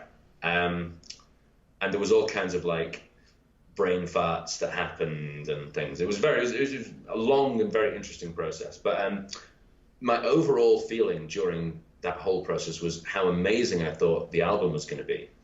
And then I listened again recently, and it's good, but it's not outstanding. It's not, a life-defining album. But you thought that at the time when you were making it, you felt that it was. I didn't think that it would become, like sort of the White Album or something of that level. But I thought that it would be higher quality and just better than in the end. I think it turned out to be at a distance of a couple of years later, listening to it, which was quite disappointing. But it's also not a thing that you made by yourself. So there's a different dynamic there because it's a band. You're not only writing the songs, you're probably writing parts of the songs or whole songs, single songs, but as a collective, it's a group effort, right? So it's a different thing. The dynamic is definitely different. There's safety in numbers to some degree. Right. Of the Beatles, then, who's this? I guess there is no safety in numbers because even Ringo wrote Octopus's Garden, which is a fun song. Yeah. Is that his? How many songs did Ringo write? 6? About 3 or 4, I think. I think he sang more. Yeah. He sang usually about 1 per album, but he only wrote a few. Mm-hmm. And I've always loved that bit. I think is it Family Guy? It's one of the cutaways in Family Guy, where I forget that Brian says something like, "Oh, you're less used than Ringo Starr's songwriting ability," and it cuts away to Ringo coming in. And he says, guys, I wrote a song. Here, and he's got a piece of paper, and he says, I wrote this song. And they all say, oh, that's great, Ringo. Really good. We're going to put it here on the fridge. There it goes, right on the fridge. That was always very entertaining. You have a satisfying Liverpool accent. It's Well, nice I to grew listen up to. watching. I don't know if this was popular in the States. Thomas the Tank Engine. Do you guys know what that is? I know what that is. Yeah. Is there, in my experience, that's an American show. Is it not? Oh, It's the Blue how Train. interesting. Yeah, Blue Train. I Blue mean, there's not Train going to be with two Thomas the with a Tank Engines, is face, there? Yeah, but he and he he goes he on has an adventures. American voice. Oh, it Oh. must be a remake. Or there's a sort of license thing where they're putting, because when you say Thomas the Tank Engine, I identify that with an American childhood. So Wow. it's an interesting. Well, I had no idea that this existed outside of America, so this is kind of blowing my mind. I know that there are some things that are specifically British, like what's that show that guy who ended up being a horrible criminal, Jim will fix it. What's that show? oh yeah, Jim will fix Jim it. will Jimmy fix it. Savile. Yeah, we didn't. Yeah. That's one thing that I know about, which is specifically British. But I thought Thomas the Tank Engine was specifically American. Interesting. I mean, I'm not sure now. I assumed that that was just a British thing. I didn't know that that had been exported. Although there was the movie made, Thomas and the Magic Railroad, which seemed like a real. I just assumed that that was the American version, and it had been, horribly butchered, and everything looks completely different. But anyway, the reason I raised that is that in the British version, everything is voiced by Ringo Starr. Really? So- That's amazing. Oh, this is a revelation. I've got to find it. I must find it. Or you can send me a link or something, because Yeah. that's incredible. Yeah, check it out. That's Because incredible. I mean, he's going around saying, "Thomas, you're a really useful engine. Gordon was having a bad morning. He didn't want to take any passengers. That is He didn't have enough coal." that's trivia that I think a lot of Americans don't know. At least I had no idea. Yeah. The thing I'm curious about is whether the show is licensed and they do completely separate versions, or whether it's British and then somehow redubbed as American or Americanized, or the other way around. My instinct is that it's British. Because everything looks quite British there. It's a sort of very British. I mean, trains, I know that you have trains in America, but trains are not a sort of classically American thing, I wouldn't say. But for children, they are. Children see trains as the archetypal train, the Platonic train, the train that is the trainish, the most train-like in its form and shape, with very clearly defined cars. We have our cartoon version of trains in the American consciousness that don't exist in real life, but they're very much embedded in the American childhood, I would say. Oh, interesting. Yeah, we'll have to Well- research this after the discussion. Yeah. But it is a point I must learn more about. There is one more thing I wanted to ask about the not necessarily the courses, but teaching in general. Is there a difference between the Colombian English market? Is there a Colombian English market and the Chinese English market? Because I know the ESL market in China quite well, but I don't know it so much anywhere else. Do you have any experience with it, or are you totally separated from it? I haven't taught English here in Colombia. In terms of the, I think it's an interesting question, because I also, in the middle of my 9 years in China, I spent 6 months with the band in Prague. Yeah, And I remember. yeah, we were working very closely at that point. Dark times? I'm not sure. Maybe. Yeah. Yeah. It's hard to tell. It was the best of times. It was the worst of times. Yeah. So I think Prague and Colombia have, or at least Medellin, have something in common, which is that they have the supply and demand is very much in the favor of the English learner rather than the English teacher, because both of them are places where it's fairly close to, and it's virtually the same time zone as a big native English-speaking country, and so consequently a source of teachers. They both have lower costs of living than the States and the UK and Ireland, and they're both nice places to live. In what sense? Well, I think that the way of life here in Colombia is very chill. There's a lot of music. It's a very noisy country, but noisy in a good way. You don't. Yeah. Okay. Um, Okay. I just wanted to clarify it because you could define that in many different ways. Like in China, the way of life might be easy for some people. Like, for example, a foreigner living in China with easy employment, many opportunities, but for a struggling 29-year-old Chinese man trying to support his parents and yeah. his wife and his kids, it might not be so nice. Well, indeed. Yeah. But I am coming at this from the perspective of someone who's like an English teacher, Oh. rather than having never lived as a local in China or Prague or Colombia. Whose fault I don't is that? think it would be. I'm definitely not as Colombian, Czech, or Chinese as I could be. Yeah, yeah. But Take that up with the man upstairs. but I definitely see that there's, in terms of the lifestyle that you can have, and I mean the money that you can make as a teacher, it's a lot. Life is a lot more lucrative in China, I think, because it's a more difficult place to live. So it's culturally a lot further removed from Western countries, and it's harder to get in.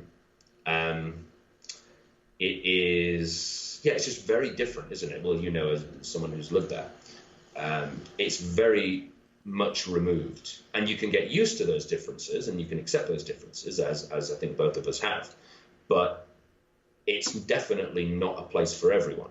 Whereas the Czech Republic and Colombia are different, but in a much closer, a much less extreme sense to life in the States or the UK. So a softer transition between either of our home countries and Prague or Colombia, but less opportunities in terms of making a living, whereas in China would be abundance of opportunity with more cultural difficulties or adjustment difficulties, or a struggle to live comfortably, getting the basics, going to the hospital, and so on. Exactly right. Yeah. Yeah. It's also, I think that I would agree with that to the extent that I know about it, but I don't have, because I haven't lived in Prague or Colombia, I don't have as much knowledge about it as you do, obviously. But in Asia, there's also the frenzied impetus to educate children, especially, that is woven into the structure as a default assumption of every single parent. And that is the if as soon as that meme started to spread, then it was sort of all over, and it became the Asian ideal to get your kids into as many English classes as you can, get them ahead of other kids, don't let them fall behind, make sure that they have classes after school and during school, even if it's, pronunciation classes, different kinds of teachers. And if you can't supply that to your child, you're a deficient parent, and your child must be to the point of misery, essentially. If you've seen Parasite, it's sort of that idea of I need my child to be better than everyone else's child, because right now my child isn't good enough. And that meme is very powerful in Asia.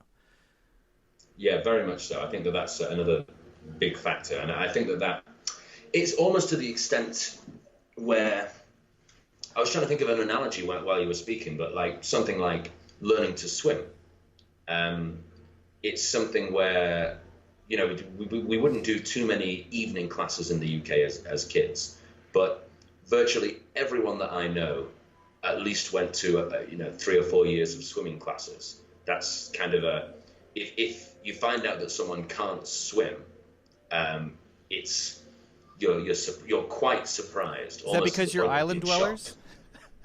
Well, we very rarely leave the island by swimming. But if everything started to catch fire, you would have to ultimately swim across the channel at least, or you could try to make it to the States, but it would be a longer haul for sure. Well, we'd probably stop off in Ireland for a breather. Yeah. To for a pint and then keep going. Yeah. What is that? Is that a what is that as a meme? Where does that come from? It's not actually because you live on an island or you come from an island. It's got to be something else because there are plenty of people who live nowhere near water, right?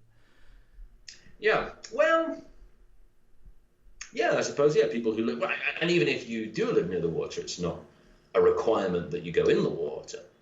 But I don't know, I think it's just something that is, I don't know really. I mean, it's presumably the same kind of assumption that you have to keep up with everybody else as there is in China, but in a much more limited way or in a much more focused way. Right. That's very interesting. I'm very curious about where those sorts of memes come from, how they spread, what gives them life, and what causes them to ultimately fade. But I don't have any answers to those questions, but it is interesting. Neither do I. Yeah.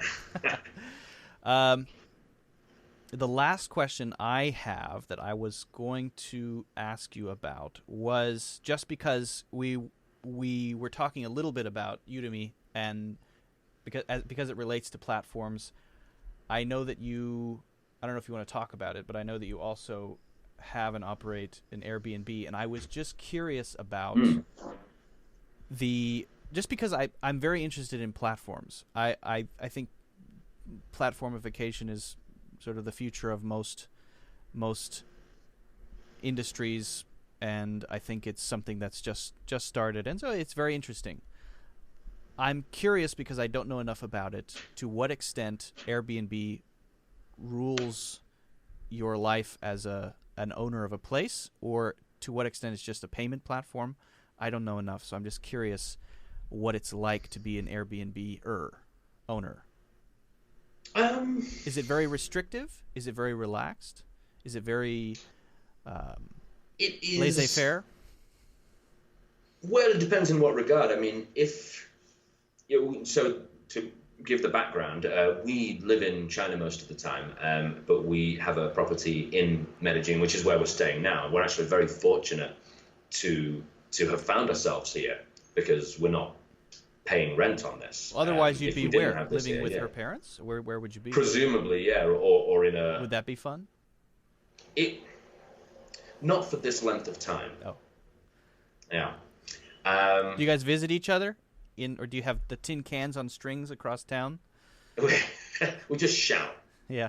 It's about 6 miles, so I'm not sure if they get everything. Yeah. But no, so Airbnb is very useful. I mean, their like UI UX is excellent.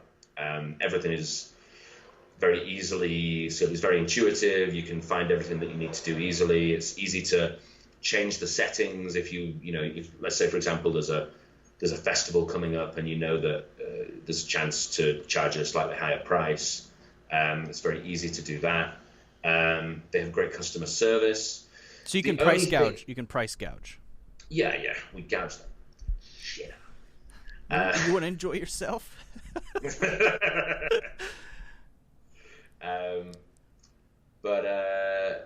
Yeah, I as an Airbnb, I'm sort of 90-something% happy with what they do. The only thing that's a little bit annoying is no, I can't even say that. So when we had to cancel several of our booked guests because we were due to go back to China and then couldn't go back to China, right. It was a little bit of a kerfuffle where Airbnb wanted to fine us for it. And this was in the few weeks before when the virus had really taken hold in China and flights were being cancelled, but Airbnb hadn't quite kicked into gear with the support that they do have now. Which is everything's cancelled? Basically, everything's cancelled, yeah. And I believe they're giving some manner of support to people who would ordinarily live off of their Airbnb income. What does that look like? That's interesting. I don't know because I haven't investigated it because we are not those people. For us, Airbnb is just I'd sort be of very rolls curious on. to see what that smells like. Yeah. Worth an investigation. You can add it after you've found out about Ringo Starr and Thomas the Tank Engine, Yeah, they got a long list of that. things to research. So it's fairly unrestricted, and it's more of a pure platform in the sense that you can be on it and do mostly what you want, apart from the rules around pricing and refunds and whatnot. Exactly. They don't tell you yeah. where to put the sofa or how much. No, very much not. No. Minimum I mean, of that water would be- pressure. Yeah, there's a series of things that you have to have. Like you have to have a fire extinguisher. You have to there have to be doors and windows and a bed. Huh, that's fun. But beyond that, it's pretty. I think they allow kind of the market to regulate itself to some degree, because they know that if somebody, for example, puts up fake photos and the guest, the first thing the guest is going to do is be and complain to the company, but also terrible review. So and as someone who uses Airbnb as a guest quite a lot, the first thing that I look at is the reviews. Pictures, just as I do reviews, if yeah. I'm buying a course. Yeah, pictures and reviews, as I do in Udemy. So reviews, the power of reviews cannot be underestimated, and I think that does save Airbnb quite a lot of time. Oh, I would imagine so. Everywhere, the power of reviews is significant, and it's interesting how even the visualization of a review is significant. I've noticed that if you, for example, have a 4.5 on Udemy as opposed to a 4.6, the 4.6 looks a lot more like a 4.7, and the 4.5 looks a lot more like a 4.4 in the percentage of the star that's filled in, and I think it has a real effect on people. And I wonder to what extent that causes people to purchase or not purchase. It's interesting. As the platformification of the world happens, and more people depend on that, either as gig workers or people running Airbnbs, Uber drivers, people teaching courses on Udemy, Skillshare, all of that stuff. Does it eventually get to a point where we're in the 1920s and we have labor unions forming against platforms for exploitation, and we have sort of a repetition of history, only towards something that doesn't have the ability to actually take action to give the people who are organizing against the platform what they want or what they're asking for? In other words, as we move farther in that toward that as we move along that vector, do we get to that point, or does everything just become, yeah, if you want to make a living, you do 5 things on 5 different platforms and you figure it out? Are we moving toward, let me try to simplify my question. Are we moving toward full democratization, openness of the way people earn money? Or are we moving toward a repetition of history in terms of the bosses and suppression of protesters and so on? Do you understand my question? Okay. I do, but can it not be both? I don't know. That's a good question. Damn it. Because I feel like it's both, really, isn't it? I mean, say Uber has a great deal of power over its drivers, or what do they call it? Over its contractors. Yeah. And contractors who drive. Yes. That's what it is for every platform, by the way. Right. Yeah. Contractors who own apartments. I think we're called partners on Airbnb. Okay. I think Wow. they go with partner. I don't know if that's what it is in terms of the actual terms and conditions, contractual speak, but they refer to us as partners.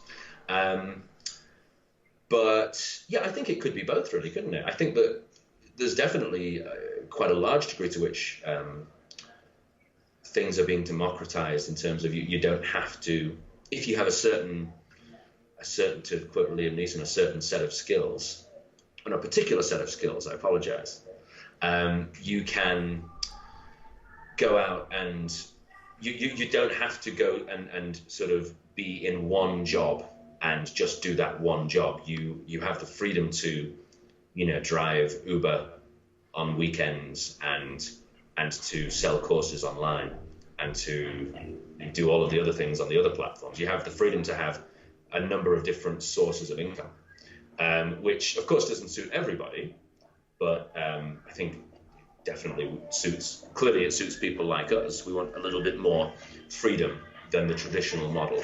We don't like wearing dress pants. Yes, yeah.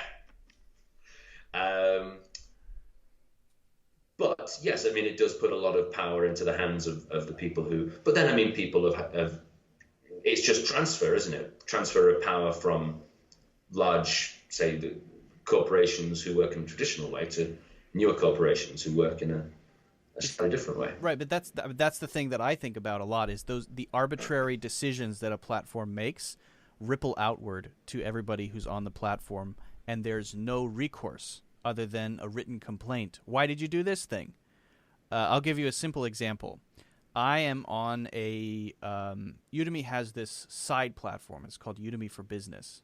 Okay, and they take a small subset. I think they only have a total of 3,000 or 4,000 total courses that they put into what is called Udemy for Business. They offer this to corporations, and the corporations pay a subscription fee, and the amount of time that their employees spend in the courses is broken down by minute and allocated a specific value and given out or distributed to creators by percentage based on the number of total minutes you have watched for that specific month to each creator. Okay, so it's the Skillshare model. It's basically Udemy has a Skillshare inside of it called Udemy for Business. There was a Udemy for Business call, which was meant to sort of rally the troops and make everybody feel like, yes, Udemy for Business, but it scared the crap out of me because a heavy chunk of revenue I make from Udemy is from Udemy for Business because I have 4 courses that have been added to the catalog. And they were going through a PowerPoint presentation, sort of a live call, and they talk about how we want to make our catalog as up-to-date as possible. We want to make sure that our catalog is the thing that our users need right now. And so we're always updating the catalog. But that doesn't make a creator feel comfortable. If you've added 4 of my courses to the catalog, how do I know that next month you're going to not just remove 1 or remove 2 or remove 3 or whatever you want to do? I have no recourse. So you're doing something for me that makes me feel good, and now I have no stability around whether or not that thing is going to be there next month. And so now I can't make any life plans based on what might happen next month because your decisions are arbitrary. Some person, a single individual, a king, a landlord, a knight is making decisions, and I'm the serf that is sort of the useful idiot. I felt like that in the call. It was very disturbing. But they were trying to put it in a positive light. We want to make it's your content which is adding value. But we want to make sure that we're always adding fresh content and we're always updating it. So they give and they take away, and so that you can't make any life plans with that. Say, this month I made this much money with it. Okay, but I can't assume that that's going to happen next month. So forget it. Just that doesn't even exist for me. That's just a cookie that I was handed by the almighty chooser, the almighty curator, right? So that's the kind of thing that I'm wondering about in the future. Does that continue? Because any arbitrary decision that a company might make in order to be competitive with other similar companies that are coming up immediately affects the income, the ability to earn of everyone on the platform. And it's one person who does it because they're the head of the Udemy for Business or whatever it happens to be. They say, I think this is best. I've studied the data. Let's do it. Take these 5 off. Those 5 people then have to adjust their lives on that basis. And that is serfdom. Digital serfdom. Kind of. Well, okay, no, that's not right. You know what it is? It's the 1920s uber capitalist factory owners and the workers there. You don't want to work? I'll get somebody else to work. That's fine. Doesn't matter. Right. I found a better course. It's better than yours. Yours is off. Sorry. Tough luck. Yeah, and I think it's worrying, but it's whether or not I would advocate some sort of a restriction on the companies. I don't know, because I feel like maybe I've just had a little bit too much of the Kool-Aid, but I feel like one of the big advantages of those companies is that they have been up to this point fairly unrestricted in what they do. Totally and agree. Consequently, like if we start putting too many restrictions on them, it will slow them down. It will impair their ability to grow and to provide opportunities. Right. So I think that I understand the instinct, but I think that that's sort of it's the payoff, isn't it? It's the other side of the coin, of the lifestyle that we lead, the more freelance lifestyle. But I think that the thing that you have to do to kind of buttress this lifestyle is to make boring decisions, like have a pension fund going. It's the sort of thing that in the lifestyle that we lead, where we can, the digital nomad lifestyle, where you can go and live wherever you want and you can work online, and you kind of feel like the normal rules don't apply to you. If anything, they apply more. Indeed. So we have to make investments that like diversify us against loss of income from any one platform. Yeah. We have to pay into pensions. We have to live in a very sensible way, because inevitably that rainy day is coming, and it's probably coming for us sooner than it's coming for other people.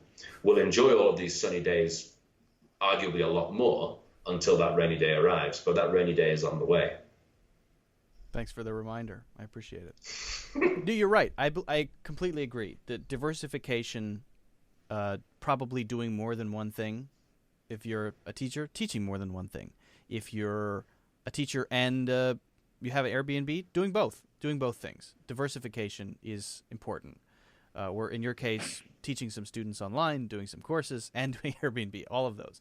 And when I put on my my company person hat, my entrepreneurial hat, my Yoli hat as the person who's also involved with managing a platform myself, I completely understand that you don't want to be chained to regulation. You want to be able to make strategic decisions, and you want to be able to make them because someone else is making decisions, and if you don't respond now, you fail ultimately. So there is I just think it's I try to look at it from both sides, because I am on both sides, and I see some kind of clash in the future, and I don't know exactly where it's going, but I'm trying to just look at it from both angles. I think both angles are very, very real to a lot of people. Yeah, and it's very interesting, and I think you have a fairly unique perspective on that. You have one foot in both camps. Indeed. Although it is, I mean, it's kind of different, but because Yoli doesn't make anybody do anything necessarily, in the sense we don't make someone's you can only work at Yoli. We don't have agreements that force you to be exclusive, and it's based on the premise of teach, don't teach, it's up to you, make a call, it's your decision, right? So I guess there are some similarities, but in terms of those arbitrary decisions that completely wipe someone out, not so much, unless someone clearly violates the rules and has to be removed from the platform, which is a different thing. And that would exist in a traditional job as well. Sure. Yeah. All right. Well, I think we covered a lot of stuff.